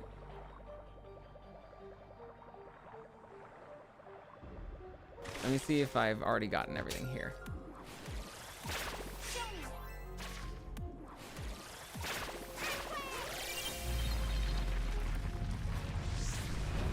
So I've already gotten everything. Oh, okay, darn. Was there? I feel like there was a different one though. I feel like there was another one somewhere that also felt like a dead end that I didn't collect everything, or that there didn't seem to be anything in.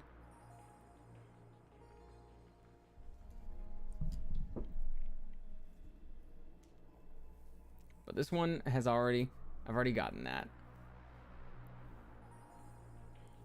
I've already gotten that one, I think.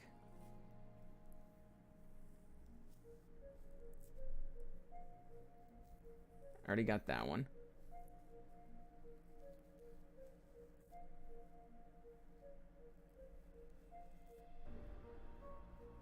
Got that one. Got that one. Got that one. Got that one. Got that one.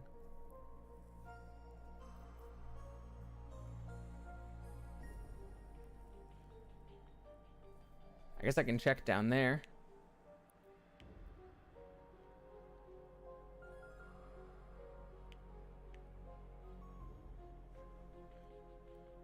And maybe that room. Maybe that one doesn't have a thing up here, but I think it probably would have. Let's go back down and investigate here.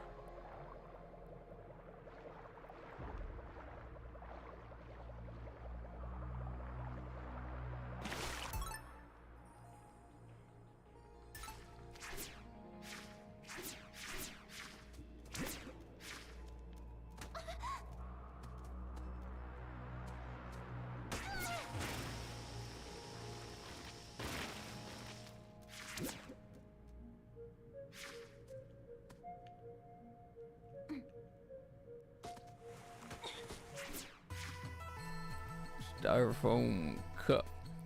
Hello, Ash. We're struggling to find one additional chicken nugget. There's some sort of nugget somewhere, and we don't know where it is.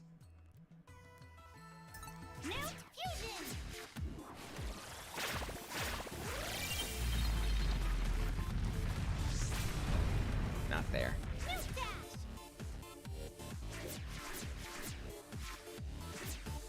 Story of my life. Yeah, I know, right?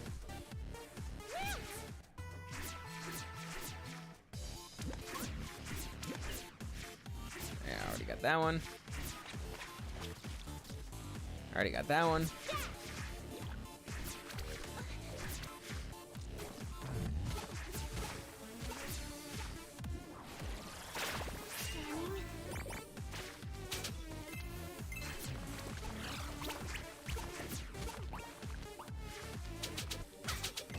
Already got this one. There's no more scanning points there. Ah, shit. Well, there's one Wagugus.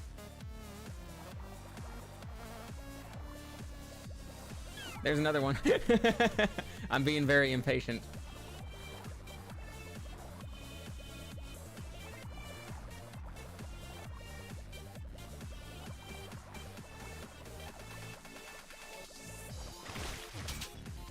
How you been today, Ash?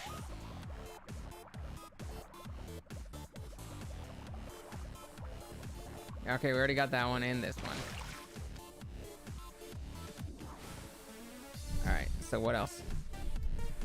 What else is there? Surviving. Surviving.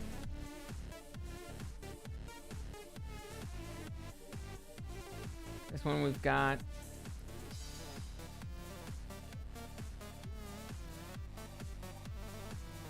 Maybe there.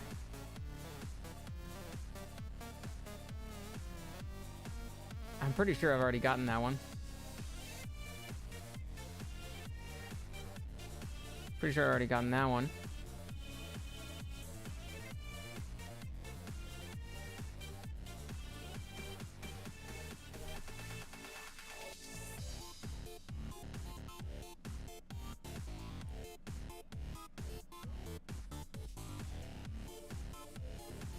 Maybe that one. All right, where was that one?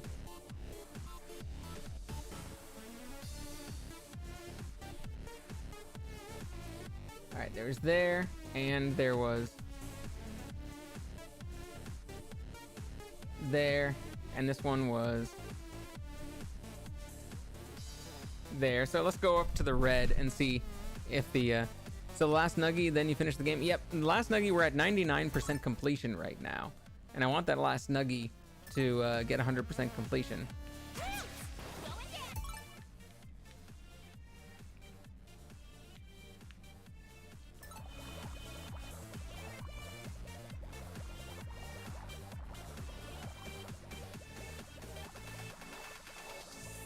Hi, Ash. Hi, Pug. That's embarrassing, but my name isn't Ash. I think you're thinking of Ash, who's also in the chat. So you should probably say hi to Ash, too. But that's okay. It's an honest mistake.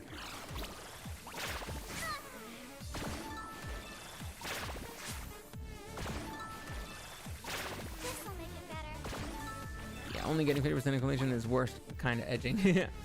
Getting 99% completion is the worst kind of edging.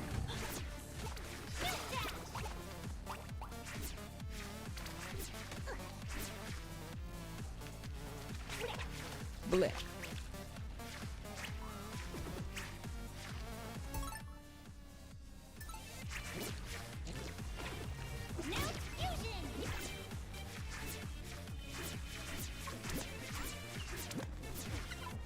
Boing. Okay, let's go up to the left. Styrofoam Pug. Still don't know where that's from, and I will never know. I will never figure it out.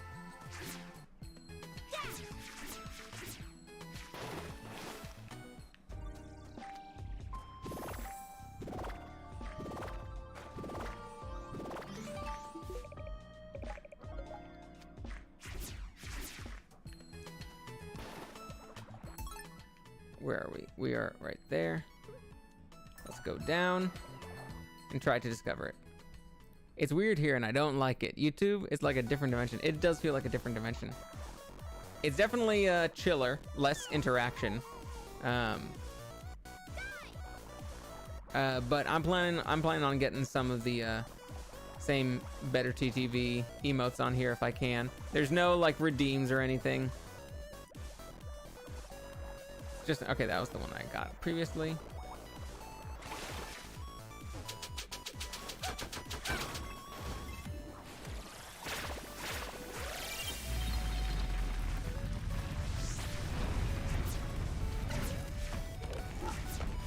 that one. Got this one. Let's go down.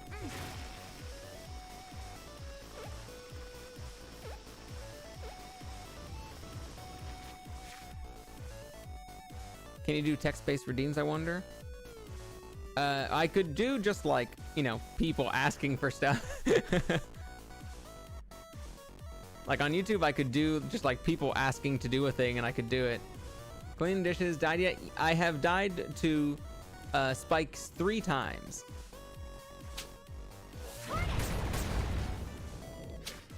Already got that one, all right.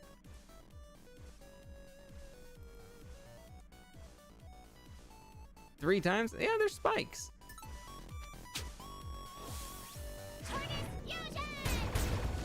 Spikes are easy to die to.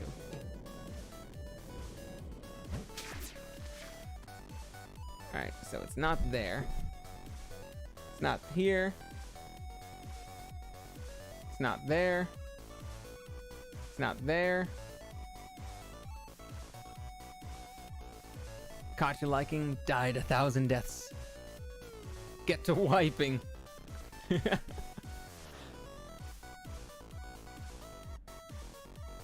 Here.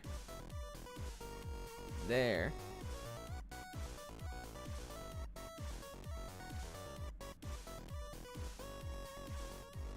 Well, let's see if this is another one that I have not gotten. Nope, gotten that one too.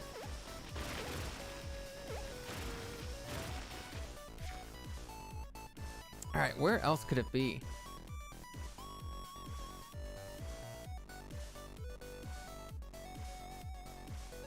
Maybe, but I'm pretty sure I've gotten that one.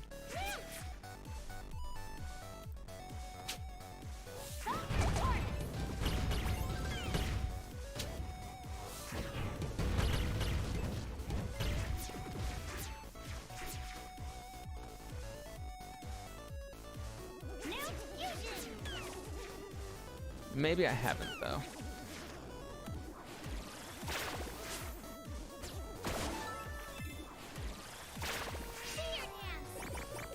Oh my goodness. Is this the one I've missed?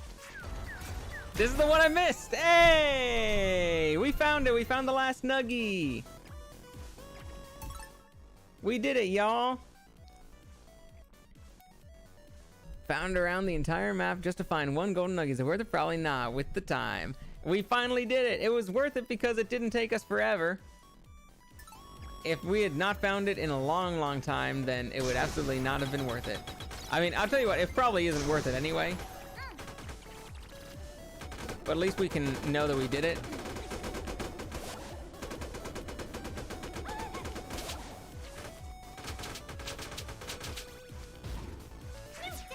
All right, let's go back up and let's go, I think it's to Armor Town.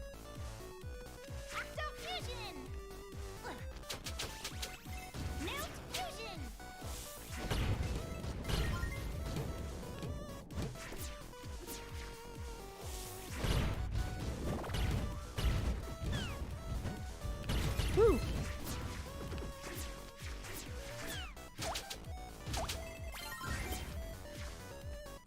We'll go back to Armor Town, and I think that's where the last card is, and we've already gotten 100%. We don't need these cards for 100% of the game. We've already gotten 100.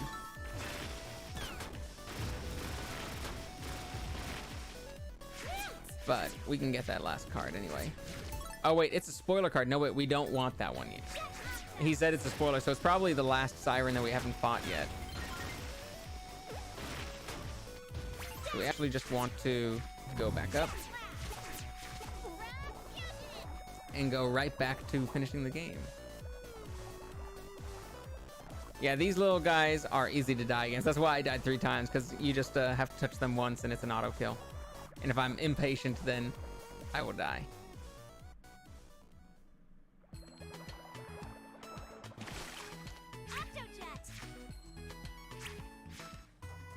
All right, let's go back up to the center and let's double check that I have 100%.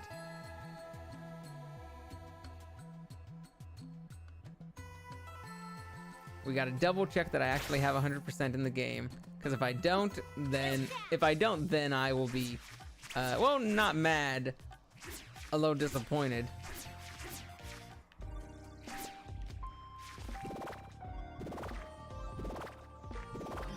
There we go. Here we go. All right. Quit. Yes. Do do do do do do. Moment of truth. 100%. 15-hour gameplay. 100%. Yay! We're going to get a special ending card. It's not going to be the best one because the best one is probably like 100% with it under like 5 hours or something. But we did it. We got 100%, y'all. Now we can just beat the boss and enjoy ourselves fully.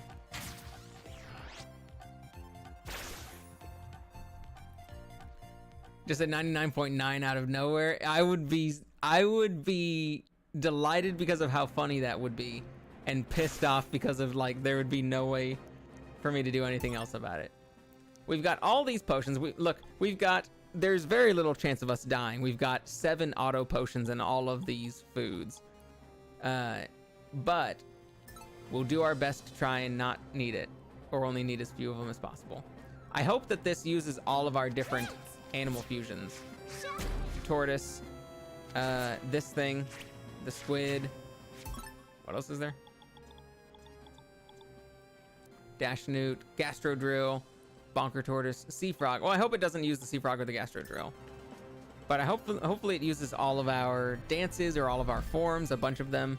Because that would be really nice.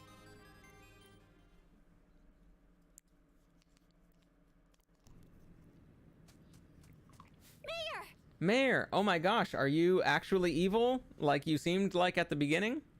Are you okay? It's you. Thank goodness you're here. But how in the world did you get up here? No time. No time to explain. Help me. Please, you've got to help me. I'm definitely not the bad guy. Mayor, I'm coming. Huh? What's the big idea? Oh, let's turn it up a little bit. There we go. Let me out of here. You've interfered with my plans for the last time. Just to keep you under lock and key. Huh? Voice? Ah, that's very funny. That's very, very funny. That's very funny. Risky? What have you done with the mayor? I haven't done anything with him. Your mayor doesn't exist. Knew it. I didn't see that coming. I knew the mayor was evil, but I didn't see him actually being Risky Boots coming. So that's a nice, fun surprise. Kind of stupid, not gonna lie. I honestly love it. I think it would have been worse if it was just the mayor was evil, because that felt pretty transparent at the very beginning. That like, okay, mayor, what the fuck? Like, you know, you're clearly the bad guy in this game.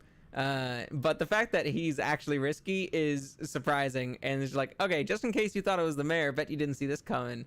And I kind of love it, especially since her on stilts is just very stupid and very funny looking, that I actually love it. You were the mayor all along?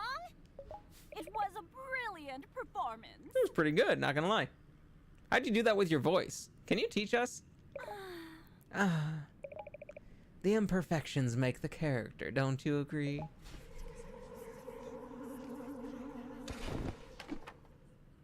But why, Risky?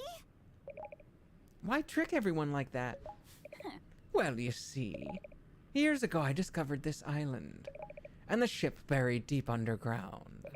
It was magnificent, a vessel fit for a queen. I simply had to have it. While I was exploring the ship, something unusual happened. From deep within the darkness, I heard the voice of the Empress. You're talking about the Seventh Siren? Yes, the leader of the Sirens. She told me that long ago, she and her Siren underlings had come to take control of this island. the sirens fed on the villagers, draining their life force and leaving only empty husks behind. Disgusting. But this island had a guardian genie, and this genie would not stand by and watch her people be devoured. The Empress and the genie battled, and in the end, the genie allowed herself to be consumed by the Empress. What? Huh? And in doing so, she destroyed the Empress's restorative powers from the inside. The Empress discovered that she could no longer feast on mortals, only on the life force of genies. And with no more genie life force to sustain her, the Empress starved and was no more. All that remained of her once great power was a whisper in the darkness.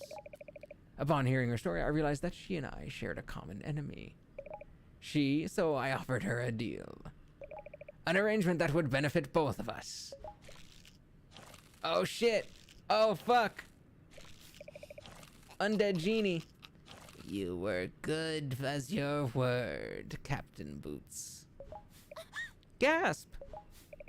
At first I doubted the existence of half-genies, but I see that you were right. Half-genies really do exist, and by taking a small portion from each of them, my physical form has been restored. The contract between us is fulfilled. 5 drops of genie life force. Not that too far off from what I was doing with my voice. In exchange for the ship. And what of the genie's spell? Is it broken? Yes. Like my siren sisters, I can feed on mortals once more. I will live forever and beyond. Go. Make whatever preparations you need. This ship is yours. Men, we've captured the brat. Power down the weapons, and prepare to escort the Empress back to her island at once. I will dispose of this half-genie runt myself. Good luck, I've beat you like 8 times already. Wait. Squeak! Squeaky! Squeaky! I have an even better idea. This body lives, true, but it is old and weak. What would you say to a new bargain? Your strength in exchange for my immortality. Treachery! That wasn't a deal. She didn't agree with it. No, like the other one seemed like a consensual deal that you all had made. Also, don't do this to Risky. Risky, no.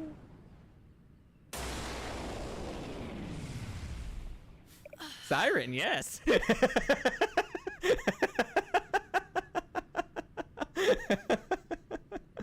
Risky, no. Oh, ooh, well, hello there. Ah. Now this is more like it.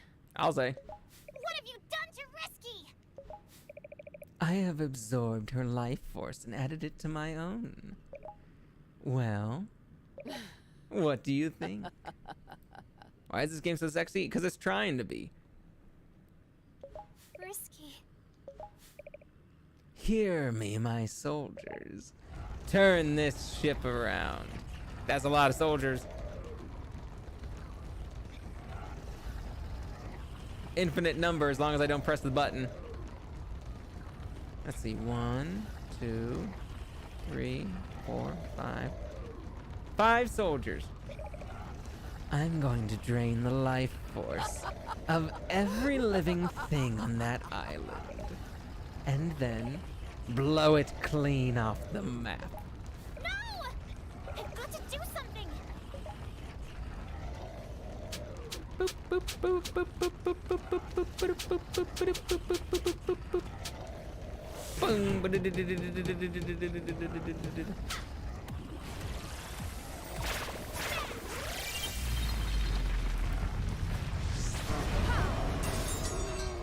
Nice.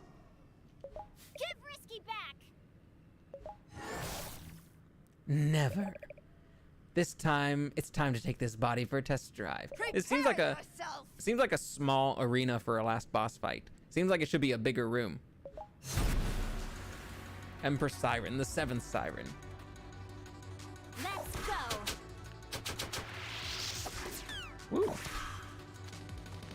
Woo. Mwah. Woo, woo, woo, woo, woo, woo, woo, woo. Woo. Hmm? Oh, interesting. What?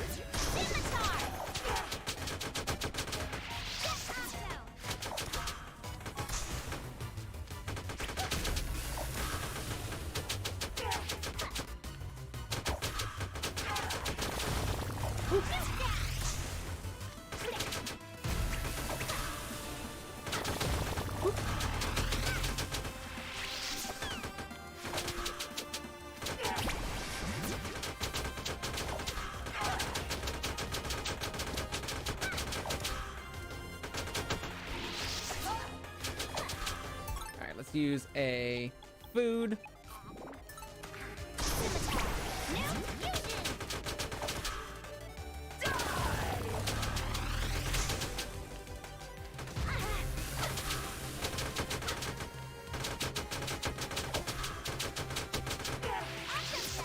Ow.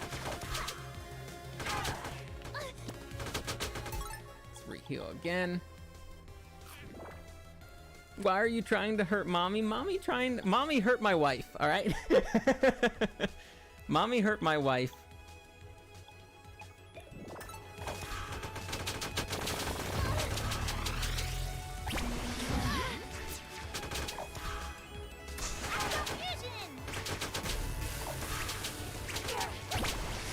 Oh, different direction this time.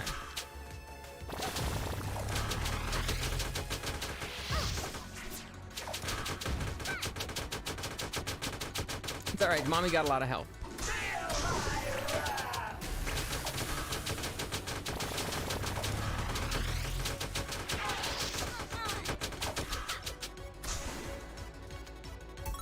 Alright, another one. Woo.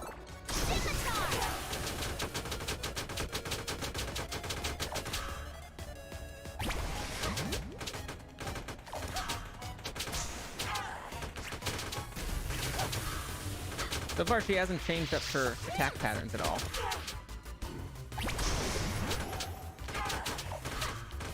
Except for the direction of the bubbles.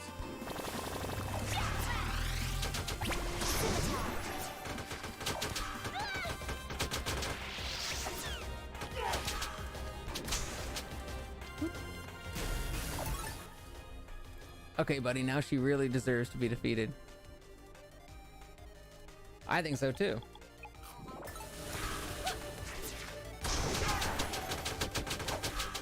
She's got a lot of health, so I don't feel too bad about using these items and stuff. I don't. Hey, you know what? Even if she doesn't deserve it, she's gonna be defeated. I mean, she did eat a lot of innocent people.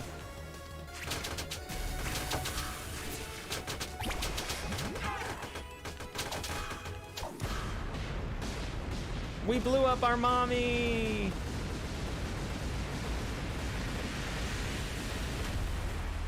Not that hard of a boss fight as long as you have a lot of health. That was very easy. I agree. I think that maybe there's a part 2. I have no idea what's happening. I mean, they said that they were going to eat and kill everyone. So I think they might have deserved it.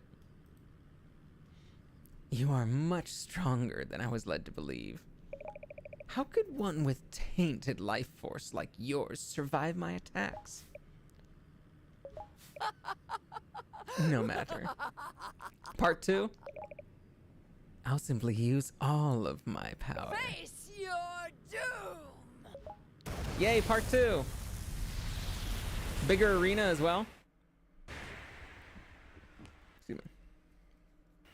Yay, bigger arena as well. Ultra Empress Siren, Queen of Seven Seas, Seven Sirens. Yeah, that's what I'm looking for.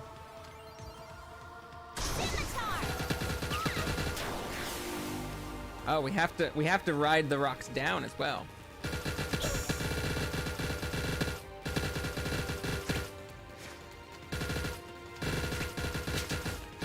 This is an interesting one.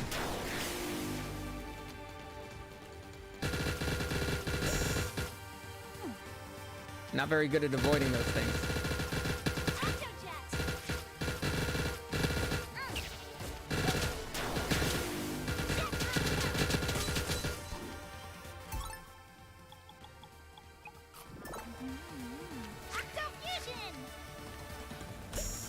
Wonder how I avoid those. There's one done. So down somewhere down here? No? We're gonna be fighting each of her little somethings, each of her little bracelets.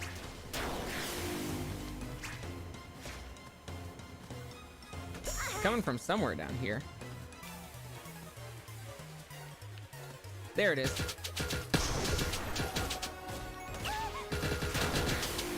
Honestly, avoiding these things seems pretty difficult, so I'm just going to tank it. Like, I'm just going to take the hits and keep on tanking the hits.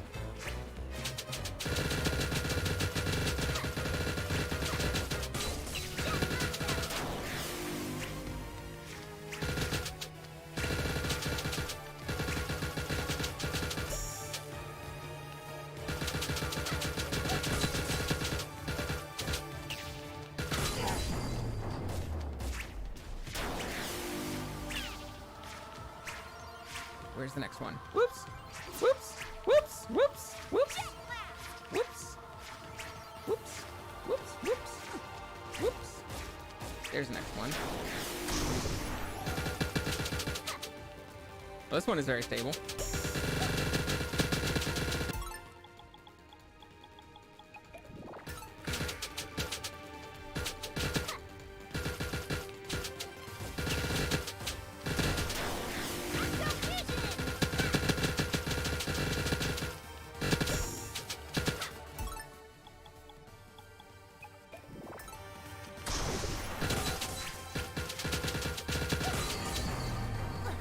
Down.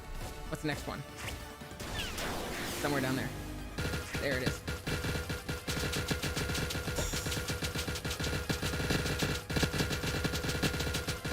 Cool last boss fight. Not very easy to avoid the things.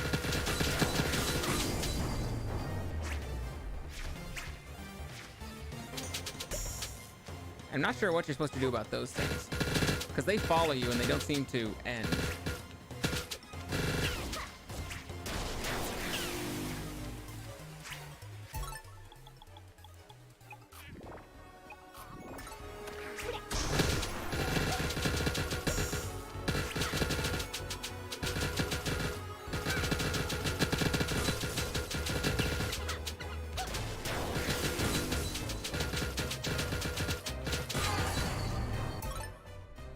There's games like this on Steam where you shoot off clothing of giant ladies. That's 100% what this is. It basically is.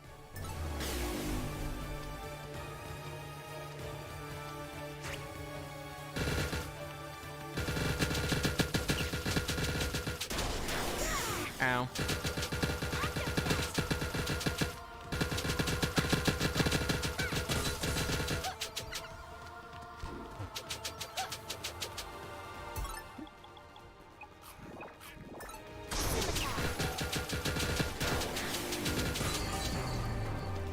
Where's next?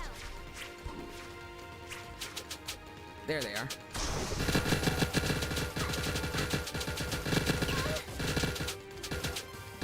Those things we can't dodge that quickly.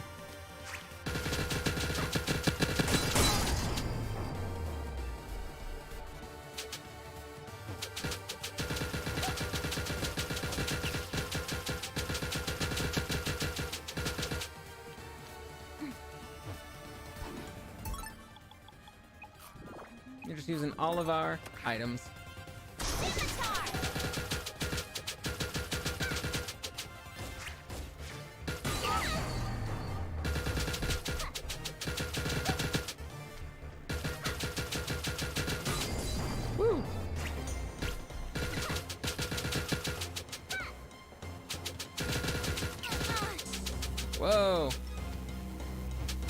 cool one.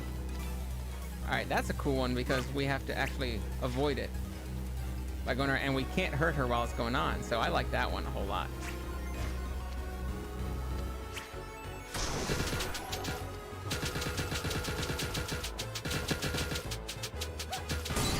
Yay! That was a fun boss fight, even if it was kind of difficult to avoid stuff, and it was mostly just about tanking hits for as long as possible. It was essentially won by items or won by health potions.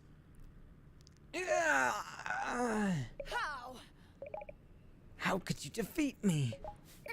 Risky Boots had you fooled from the beginning.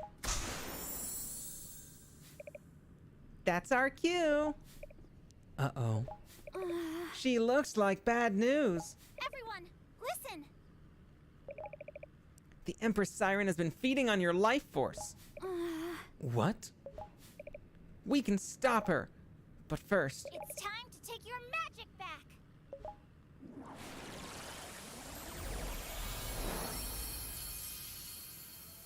And Roddy's just there too. Now, use your magic to reclaim the life force she stole from you. Oh, ugh, gross. Roddy?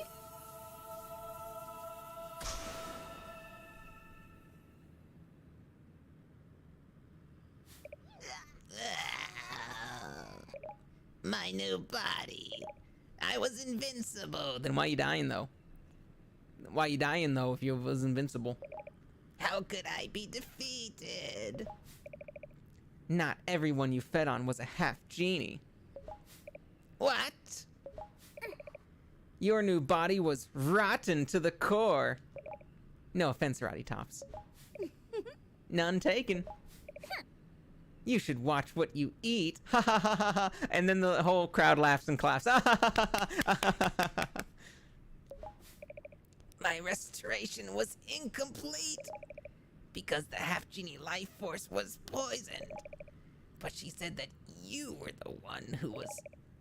Risky Boots lied about everything. She said I was the one who was what? Who was tainted? Oh, right, that's him. You kind of get used to it. Life everlasting was mine.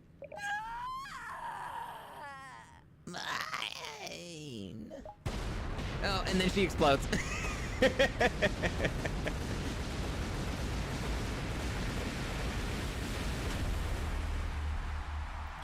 And we just stand right there.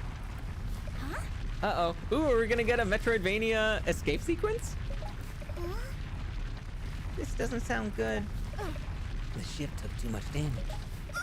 It's going down. Get Roddy Tops out of here. Hurry. Oh, they can just teleport. What will you do? The Empress drained Risky's life force. With the Empress destroyed, maybe she... There's no time for this. Risky Boots could not have survived. We don't know that for sure. If there's even a chance that she's alive, I have to find her. We have to find our wife. You're determined to stay? I understand. I understand. I will see to the others. And good luck. My wife! Where's Shantae? Do you think she's... Down here! That sounds like... Yay! Look how cute they are. Your wife, she's absolutely our wife. Not mine specifically, but ours. Because game number 3, Shantae and the Pirate's Curse, there is so much romantic tension between Shantae and Risky that it is essentially you and your girlfriend going about saving the world. Now, of course, your girlfriend is an evil pirate who tricks you all along, but still, there's so much romantic tension that it is undeniably that they are a couple. She is just tsundere for us. Nice job, you made it. Indeed. Not only that, she saved Risky Boots as well. Why bother? Because Shantae's a good guy, that's why. Uncle! Sky! Wallow! Roddy Tops! You're here too. Not just them. Harmony, Plank, and Baron's apple too. Zappy. Oh, Zappy's what I keep on forgetting. Zapple, but Zappy is what Yunaka in Fire Emblem Engage says. I think I need to rethink my life choices of how I ended up here. Maybe. That's fine. Sometimes you gotta do a rethink. Realize you don't belong in a place. If that's the case, then you just go, no hard feelings. But if you end up enjoying it, then also you go like, well, I wasn't expecting this, but it's a pleasant surprise. And every one of us is fully restored and good as new. Not all. Risky. I found her like this. But I can't tell if she's... Is she? Yeah, she's alive. She's angry. Get your filthy hands off me! Yay! She's back to her good old wife. Risky! You're alive! Of course I am. And all of you better pack off right now. Simmer down, sister. Yeah! Shantae just saved your life. Even after you tried to blow all of us up. She didn't do anything special. That runt was just playing the part I gave her. What's that supposed to mean? I created the half-genie festival to lure you all here, so that the Empress could feed on these 5 fools. In exchange, I'd get my hands on that airship. I'd convinced Her Highness that your life force was contaminated and not worth taking. Not a difficult task given your performance on stage. Risky, you cared about me. Don't flatter yourself. You were just the ace up my sleeve. I kept you nearby in case the Empress tried to pull a fast one. But like a childish oaf, you kept getting in my way. I had to keep these 5 mongrels caged long enough to drain 1 drop each. And that includes the undead bag of bones you call a friend. 5 actual drops of half-genie life force, and she really would have become invincible. Hey, that makes me a hero. I figured once I had the ship, I'd blast the Empress and whatever's left of those sirens into quivering puddles of jelly. All this so you could get yourself a ship? And why not? I'm the queen of the 7 seas. I deserve the very best. You got rid of those sirens. I got a new airship. Everyone wins. Speaking of, where is my new airship anyway? There had better not be a scratch on it or you'll all pay dearly. Risky boots. Why do you have to be so selfish? I keep hoping against hope you'll turn over a new leaf. That someday we can work together as a team. And try to make a difference in this world. Silly girl. Weren't you paying attention? That's exactly what we did. Huh? Man? Ready my bath. And make it extra hot this time. Mommy has a headache. Mommy has a headache. Balls! Don't you dare leave without me. Not like this. Put me down! Bye, Risky. She won't be too happy when she finds out what happened to her ship. With that behind us, we should make sure everyone's all right. The arena back in town's pretty much ruined. But there's still time to host the half-genie festival somewhere else. You seriously want to resume the festival? Why not? We could move the festival to Tree Town. Hey. Or Armor Town. How about both? We could perform days at Armor Town, and evening at Torchlight in Tree Town. Who's with me? Come on! Let's do it. I'm in. I'm ready for a real vacation. And maybe I could get a decent room this time. With me on stage, we'll be a surefire hit. Like to spend some time with those scientists. Let's take this vacation again. Once more, from the top. Yeah!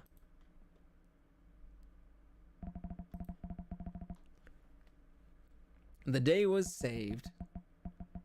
Before long, it was time to return home. For a first vacation, it sure was a doozy. I'll miss you all so much. Huh? You have a big job ahead of you. Everyone here needs your help to rebuild, so always do your very best. Before you go, here. This is for you. What's this? Your mother's scrapbook. I can't accept this. Safe travels. Ugh, can we just go already? Can you at least give her a moment? She's trying to say goodbye. Who died and put you in charge? Ow! Tyrant! That's my hair! Burberry! Can't you two just get along for a change? Damn! Let's see how you like it. I love it. Sick. Hurry how you like it. I'll be your banker. So long. Have a safe day. Thank you for everything. Goodbye. I'll miss you all.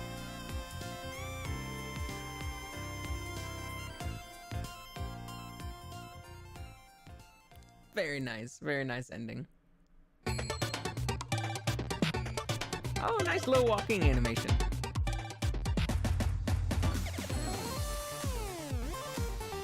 I like that little walking loop. That's a good little loop.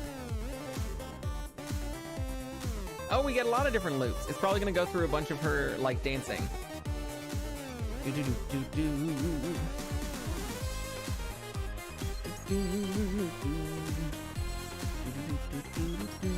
Temmie Chang.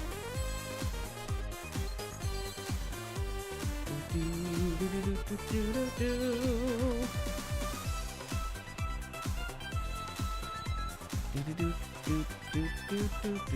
wonder if it's just gonna be those two.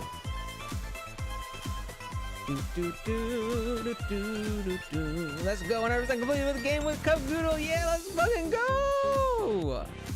Got 100% on every game except for the first one.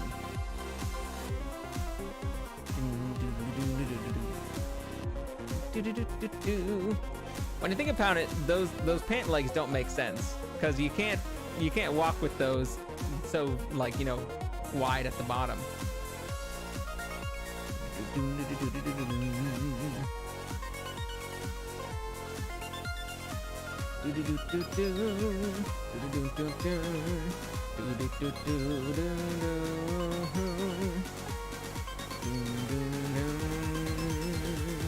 Original cutscene, additional cutscene into Top Peg Studio Yada.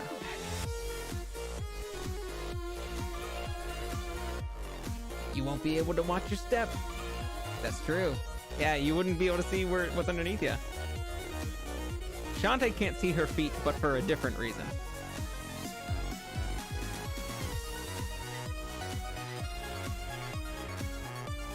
I really like those loops. If they had to choose some animations to loop as a final scene, I'm really glad that they went with these ones.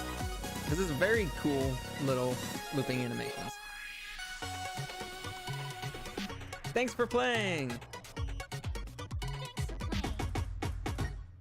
Yay!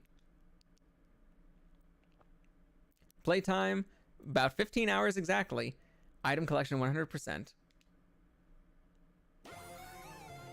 Yay! Bonus image 100% clear. Hooray, we've got the girls. And then it shows a different ending screen depending on how much, like, how fast you beat it and how many items you beat it. So if we had gotten 99%, we would have gotten a different one. And if we had gotten like under a certain amount of time, it's probably like under like 5 hours or so, then it would have been another one as well. Maybe like all of the half-genie girls. We did it! We got the ending!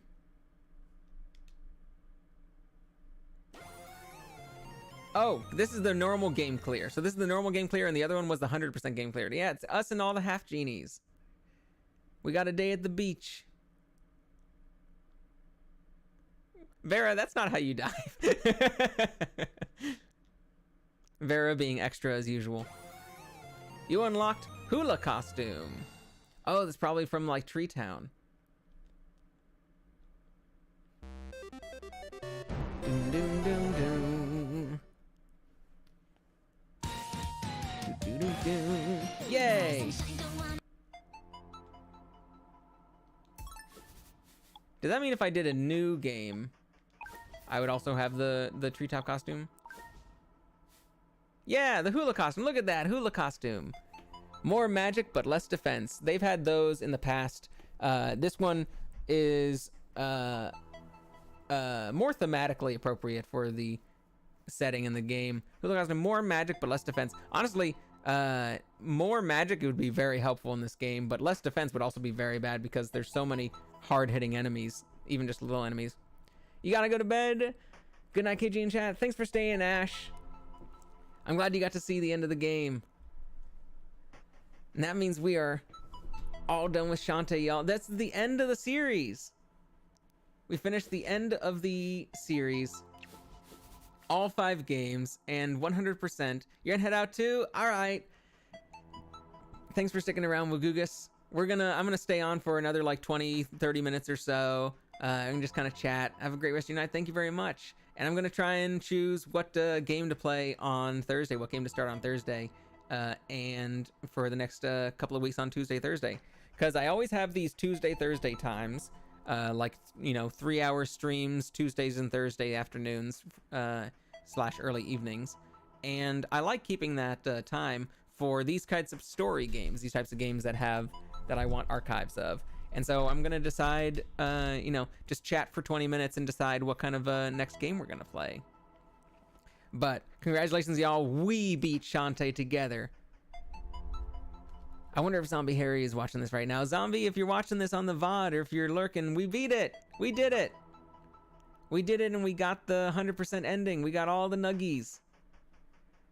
We had to use a video to see which one I missed in random areas. But otherwise, we got like 98% of it just on our own. It feels good. We managed to 100% numbers 2, 3, 4, and 5 with your help sometimes. And this one with the help of a little video for the last 2 nuggets. But we did it. I'm not gonna speed run anything. I'm not gonna try to go for like complete all the extra modes in number 4. There's so many extra modes in number 4. But I might replay just on my own at some point in the future the risky chapters in number 4 because, or just the risky game in number 4, just because replaying it with risky, collecting all of her items and stuff, it's pretty fun. And so number 4, since it had all those extra game modes, probably would be the one that would get the most replay value out of me. Although the last boss of number 4 was again like a little underwhelming if you remember it. Or was it number 4 or was it number 3? I think it was number 4 that had the underwhelming boss fight. But number 3 and number 4 kind of blend in together. No, number 3 was the Pirates Christia, so yeah, I definitely remember that one. That one had a good last boss with the Pirate King. Yeah, number 4 had sort of a lackluster boss fight, but the rest of the game was pretty fun. All right. So, with that being said, we can finally close the book on Shantae. I'm kind of glad that, that ending animation was very fun. I'm really glad that she had that that book that was mentioned that had like quotes or memories, or I think it was like a last quote of her mother before she left or something.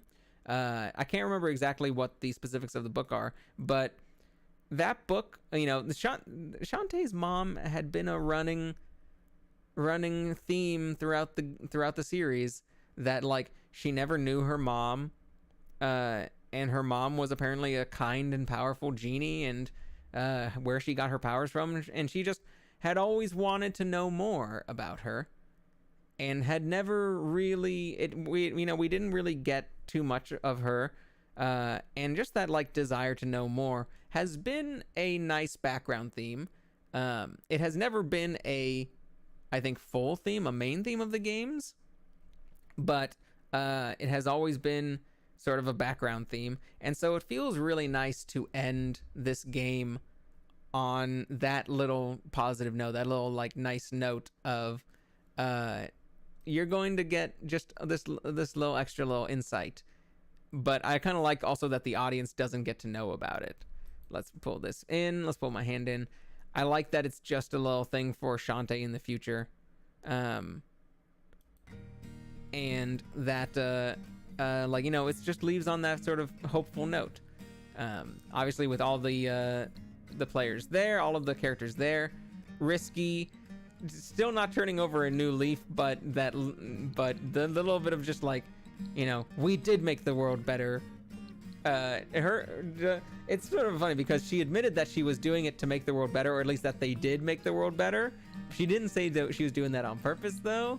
And so like she could still come back as an enemy in the future. So I wonder what they would do after this. I wonder if they would do another game after this and what it would be. They did the island setting. Would they do other things? Well, you gotta be Shantae in space at some point. You gotta be Shantae in space. That's what you gotta do. Have a sci-fi setting. Now, I wonder what our next game should be. So, we were talking about Majora's Mask, and I would be very interested in playing Majora's Mask coming up, but I gotta decide which streaming hardware to buy. Whether I want to do the 3DS remake and play on my 3DS and stream my 3DS, or whether I'd want to do, I guess that would just be like N64, and I would have to sign up for that, but I don't know if they have N64. I don't know if they have Majora's Mask on the N64 shop. So I would probably do the 3DS version and try that. So now we got to pick something, since that'll take like at least a week for me to buy. It'll take a week for me to like purchase and get it delivered, all of the capture cards and stuff needed for 3DS. So that means we're not going to be able to do it on Thursday or like the week after. And so we got to pick some other game, maybe a shorter game that I feel like, hopefully a game that takes maybe 2 to 3 weeks at most. Like a 2-week game would be great, but if it's a longer game, then that would be okay too. And we could pick a different one. I'm not feeling like playing Resident Evil 4 just yet. We could look at various other games. Okami would be a really long game. Breath of the Wild would be a really long game. River City Girls would be a pretty fun one. Maybe I want to, but maybe I want to online like duo, like play with someone. Axiom Verge definitely at some point, but not right now. I'm gonna save those for later. The Almost Gone, Borderlands. No, I'm not gonna play Borderlands. Blasphemous. Maybe we'll play Blasphemous. Nintendo Switch, Nintendo 64 Switch Online. I haven't signed up for that. Grease I've already played. Portal. You know what? Portal and Portal 2. I own those, and maybe playing through the like I've already beaten them, but maybe it's been a little while since I've played the single player campaign. Maybe playing those. Behind the Frame is a puzzle game that I've been interested in, so that could be A Robot Named Fight. Ori and the Will of the Wisps is one that I have been wanting to get to as well. Jade Orders is a pretty fun puzzle game that is just a low indie game. I could play another Castlevania. That would actually be pretty fun to play another Castlevania. I've played through 1 on this channel, and I could play through 3. I'm gonna skip 2 because Castlevania 2 is like, you know, very different and not fun or easy. And so I would just skip Castlevania 2.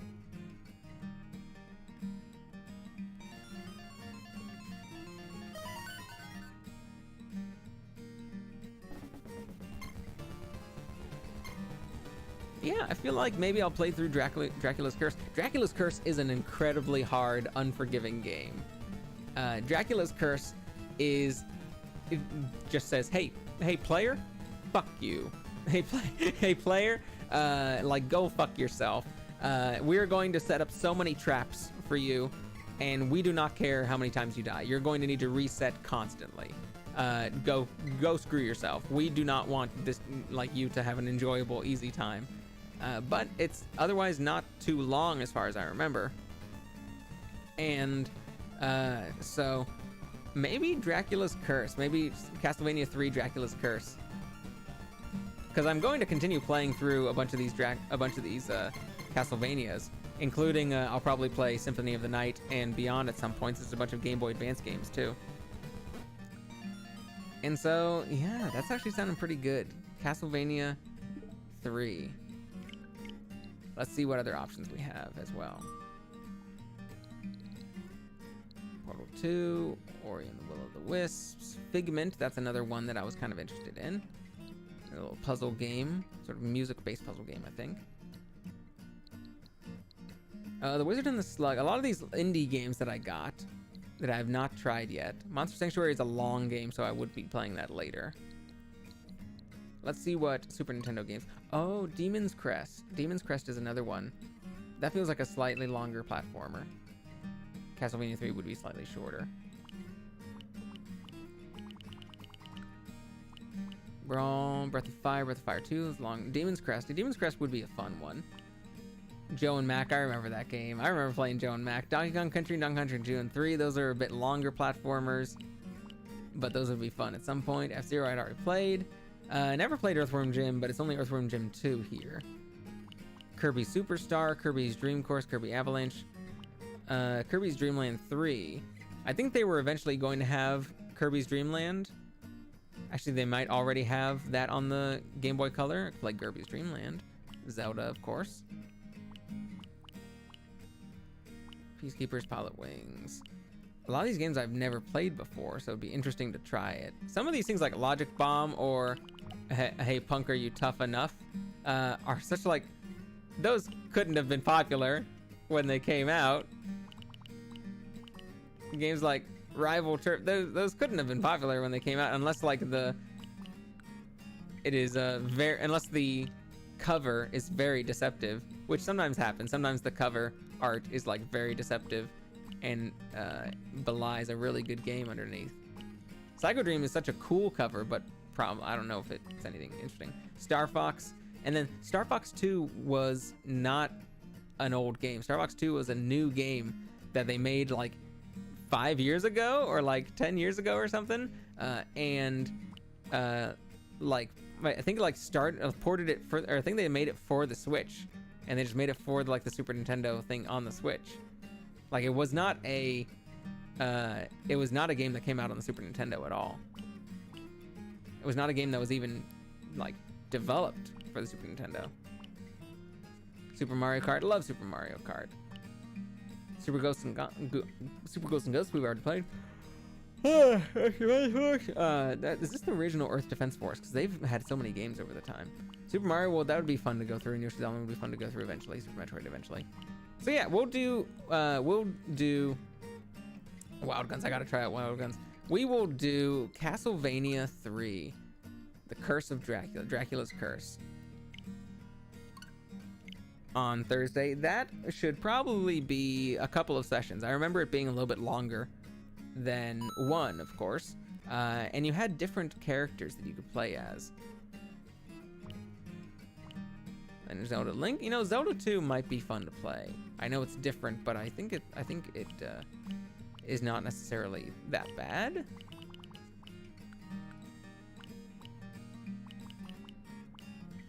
A bunch of these games. A Double Dragon 1 we kind of got good at after practicing. And there's Double Dragon 2 here, so we can play Double Dragon 2. I'm in the mood for Castlevania rather than Kirby's Adventure. That's Kirby's Adventure, that's not Kirby's Dream Land. Kirby's Dream Land, it was on the Game Boy, I believe. Not the NES. Although did the Game Boy and the NES, they existed simultaneously, but I can't remember which would have come first. Kirby's Dream Land, I think, was the first game. I think it was on the Game Boy. All right. We'll call it there. So, final thoughts on Shantae as a series, and like who I would recommend it for, and what was the most enjoyable things and what were the less enjoyable things. So, Shantae, I found that starting from game number 2 on, to be a very solidly made game. Game number 1 was very, it was very unforgiving. It was very hard to get used to, and was unfair in a lot of ways, but had a lot of really interesting things about it that I kind of like made me go like, oh wow, they actually did a really cool thing here. One of which was I still remember one of my favorite things about the first Shantae was the sprite from behind Shantae. You see her back in the back of her head as she like is just looking out at the town, and she kind of circles around town like that. That was a really cool navigation system. Really cool sprite, really cute sprite to just be going around in a little circle through town. And I would have loved to see other games do something like that. That was such a cool idea for a sprite and for a way to navigate around a town. That seems awesome. I kind of wish that they had brought that back, and I kind of wish that that other more games did that, because that was very impressive. The platforming and dungeons, the enemies, especially the enemies out in the overworld, were very harsh. And there was that one point where it misled you which direction to go. It said go to the mountain to the west. It's like go the mountain that's on the west, that's in the west, go there. But you couldn't go there to the west. You had to go all the way east until it looped back around, and that was a kind of shitty of a thing to do.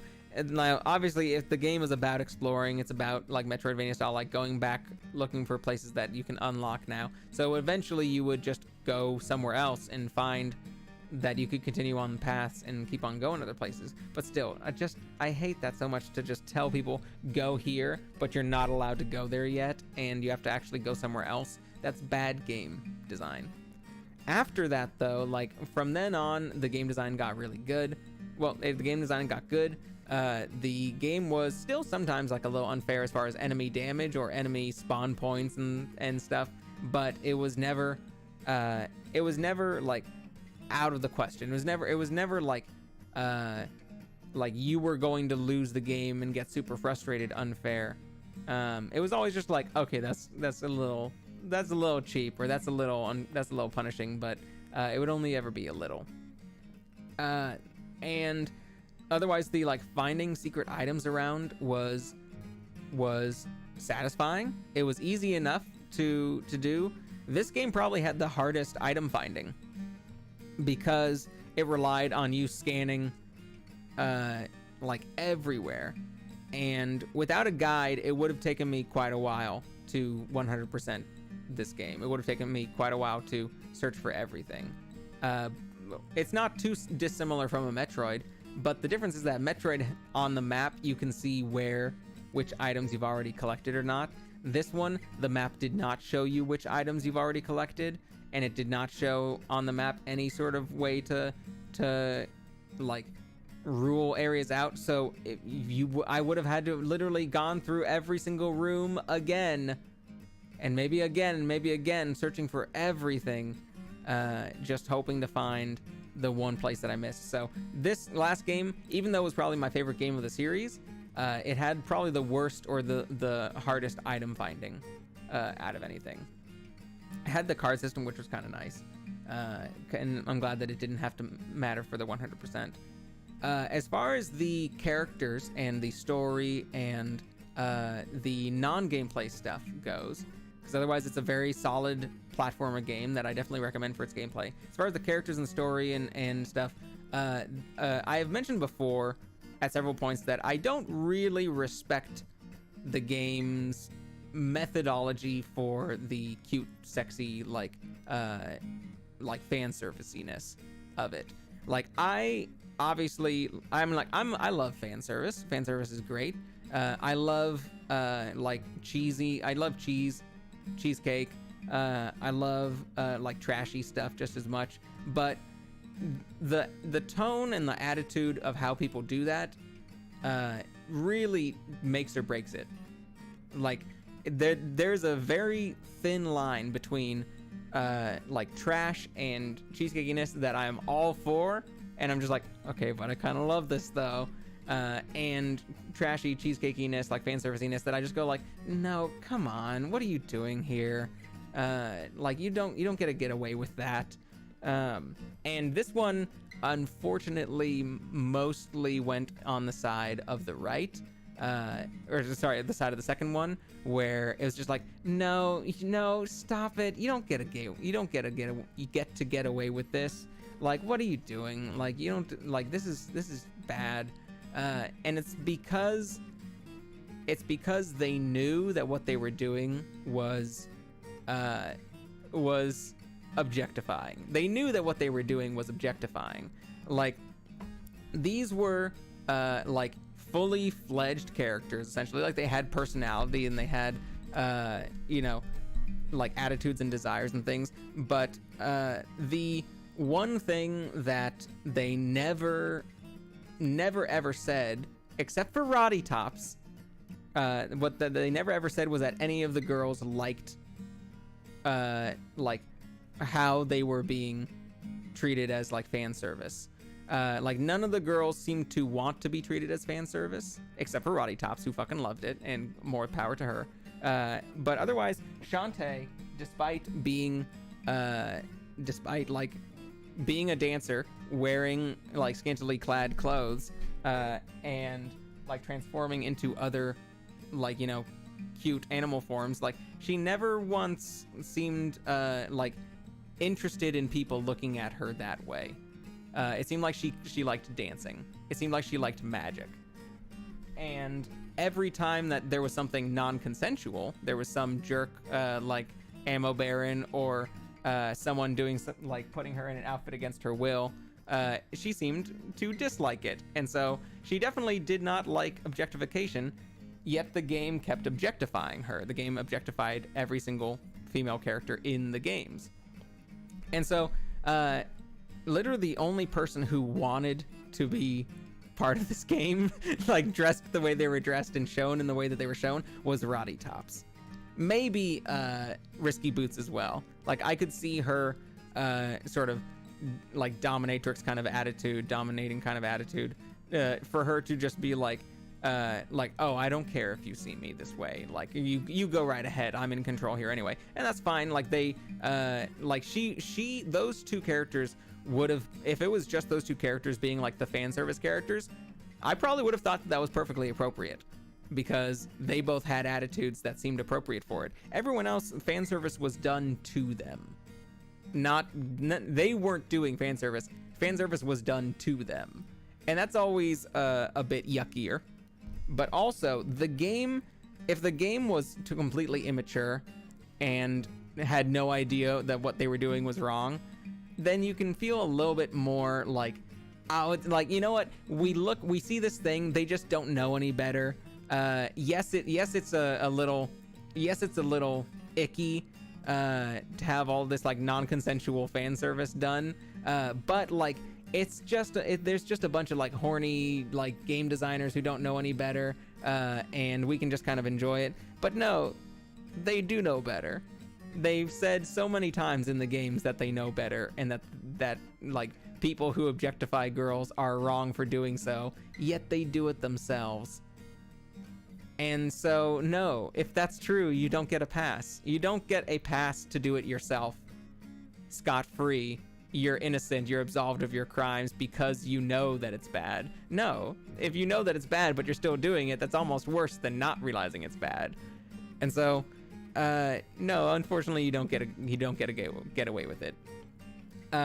You get to be called like, hey, you love objectifying girls. You love objectifying girls and will design characters specifically just to be sexy, and who, like, you are perfectly fine with them just being eye candy.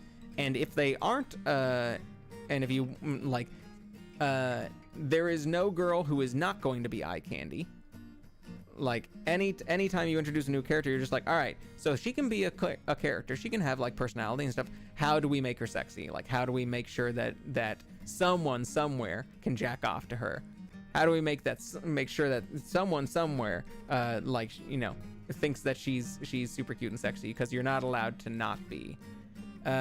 So I'm not really a fan of the tone or attitude that they had towards it. Obviously, it was all very cute. It was all very cute. Like, all the girls were very cute.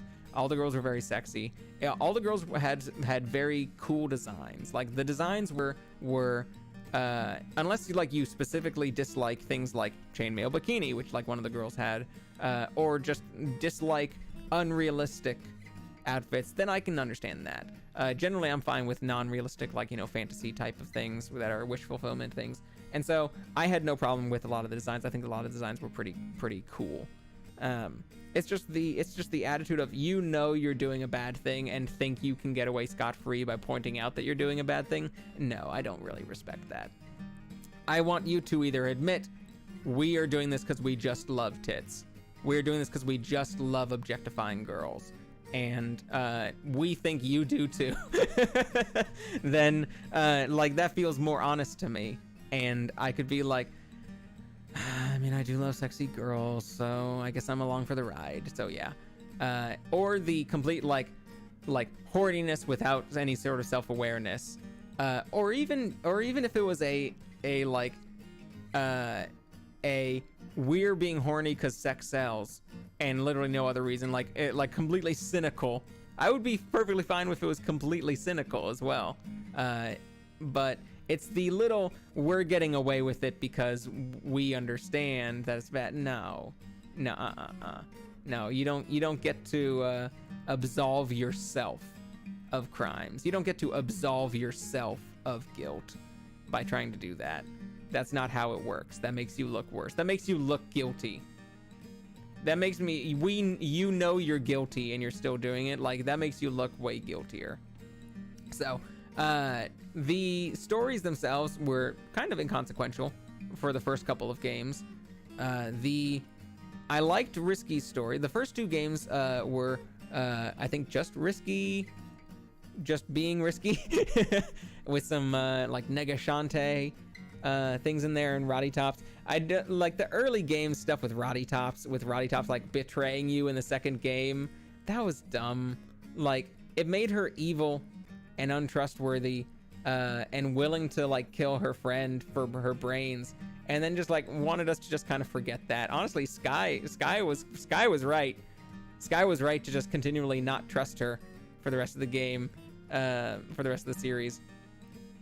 But the numbers 3, 4, and 5. 3 with Risky Boots' Pirate Curse, probably my favorite of the stories. Because it sees you and Risky team up together. There's a lot of fan service and of them two working together, but like as in like character relationship fan service, not TNA fan service, which obviously there was a bit of that too. But I loved their relationship. I was very invested in their relationship. It's such good shipping fodder. Number 4 with number 4, I'd say probably had not that strong of a story, because so much of the game was just like, there's no real reason why we're doing what we're doing. Like, we're doing it just because it's a video game and we want to go on a quest, I guess, but otherwise there's no real reason we need to be going off searching for all these pieces. I guess we just want to help our uncle complete a thing, but there was very much like end game twist. It was risky all along as usual, but like the rest of the game was like, why are we doing this? There's no reason to. What are we doing? Number 5 had a decent story. This game had a decent story. The girls being disappeared and you have to go and save them, like the damsels in distress.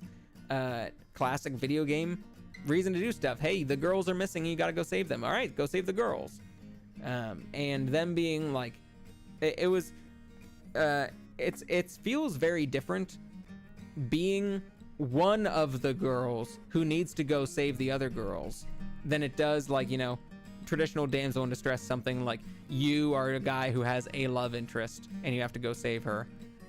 This one being like, hey, we are a group of half-genies who like are all about to perform together, who are all like potentially like, these are the first other half-genies you've met, maybe, except for I think that one girl who we can't remember her name of. But like, this is like some of the only other half-genies you've ever met. And there's a potential here for really close friendship, and then they all get get kidnapped and you have to go save them. That feels like very, very, very justified reason to want to go save them. And it feels much more like you saving friends rather than a hero saving their love interest, which feels much more honest. It feels much more of a sincere desire to go save a thing. It's not just because you're horny. It's because you actually want to see your friends get saved. That feels like a nice version of the damsel in distress trope.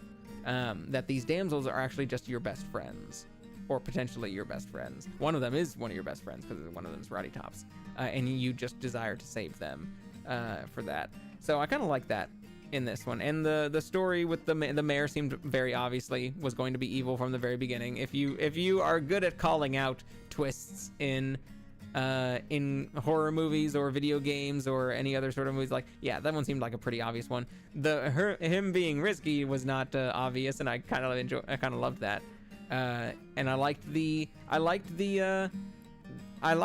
it was kind of fun because the whole like last sequence of the boss and like Risky lying about Shantae to protect her and sacrificing Roddy instead, like, you know, a drop of her blood in order to like fuck over the witch. All of that was revealed just in the last scenes, and yet felt like it really did a good job of filling in all of the info from the rest of the game, like why Roddy was there. Well, I mean, it didn't really explain, like, Roddy was apparently there from the start.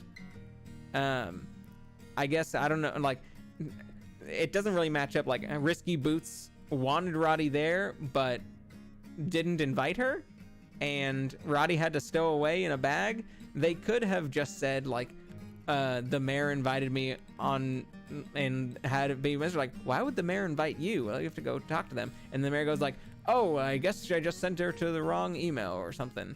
And had sort of a throwaway line that like made him a little bit more suspicious, and also explained why she was there to begin with. But otherwise, it was a very late game info, but felt like it did a good job of filling in the whole story of the whole game. It was very easy to accept. It was very nice, wrapped a nice little bow around everything, and tied all the loose ends up. And so I'd say that 3 probably had my favorite story because of the shipping potential between Shantae and Risky. This one had my second favorite story because the ending was done very well. And 4,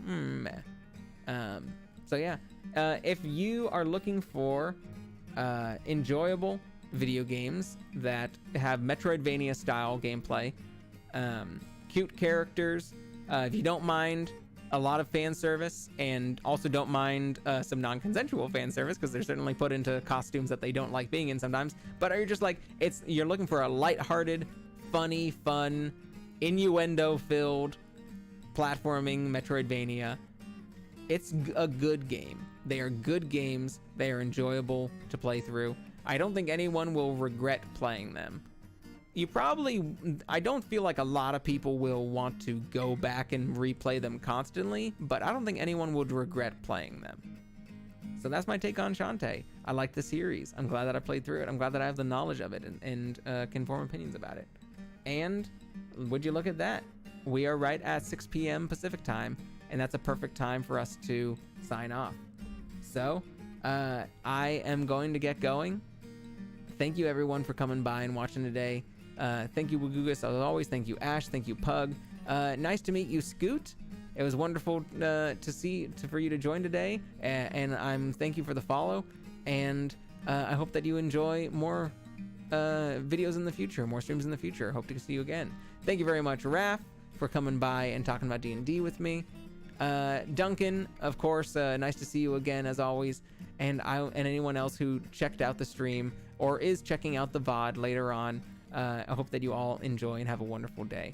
I will be back on YouTube on Thursday playing Castlevania 3. We're going to be playing Castlevania 3, or at least starting it. I probably won't beat it in one session. It'll probably take like 3 sessions or so, maybe 4 sessions. But we'll play Castlevania 3 and then maybe move on to some Nintendo 3DS games after that. So have a good night, everyone. Bye-bye.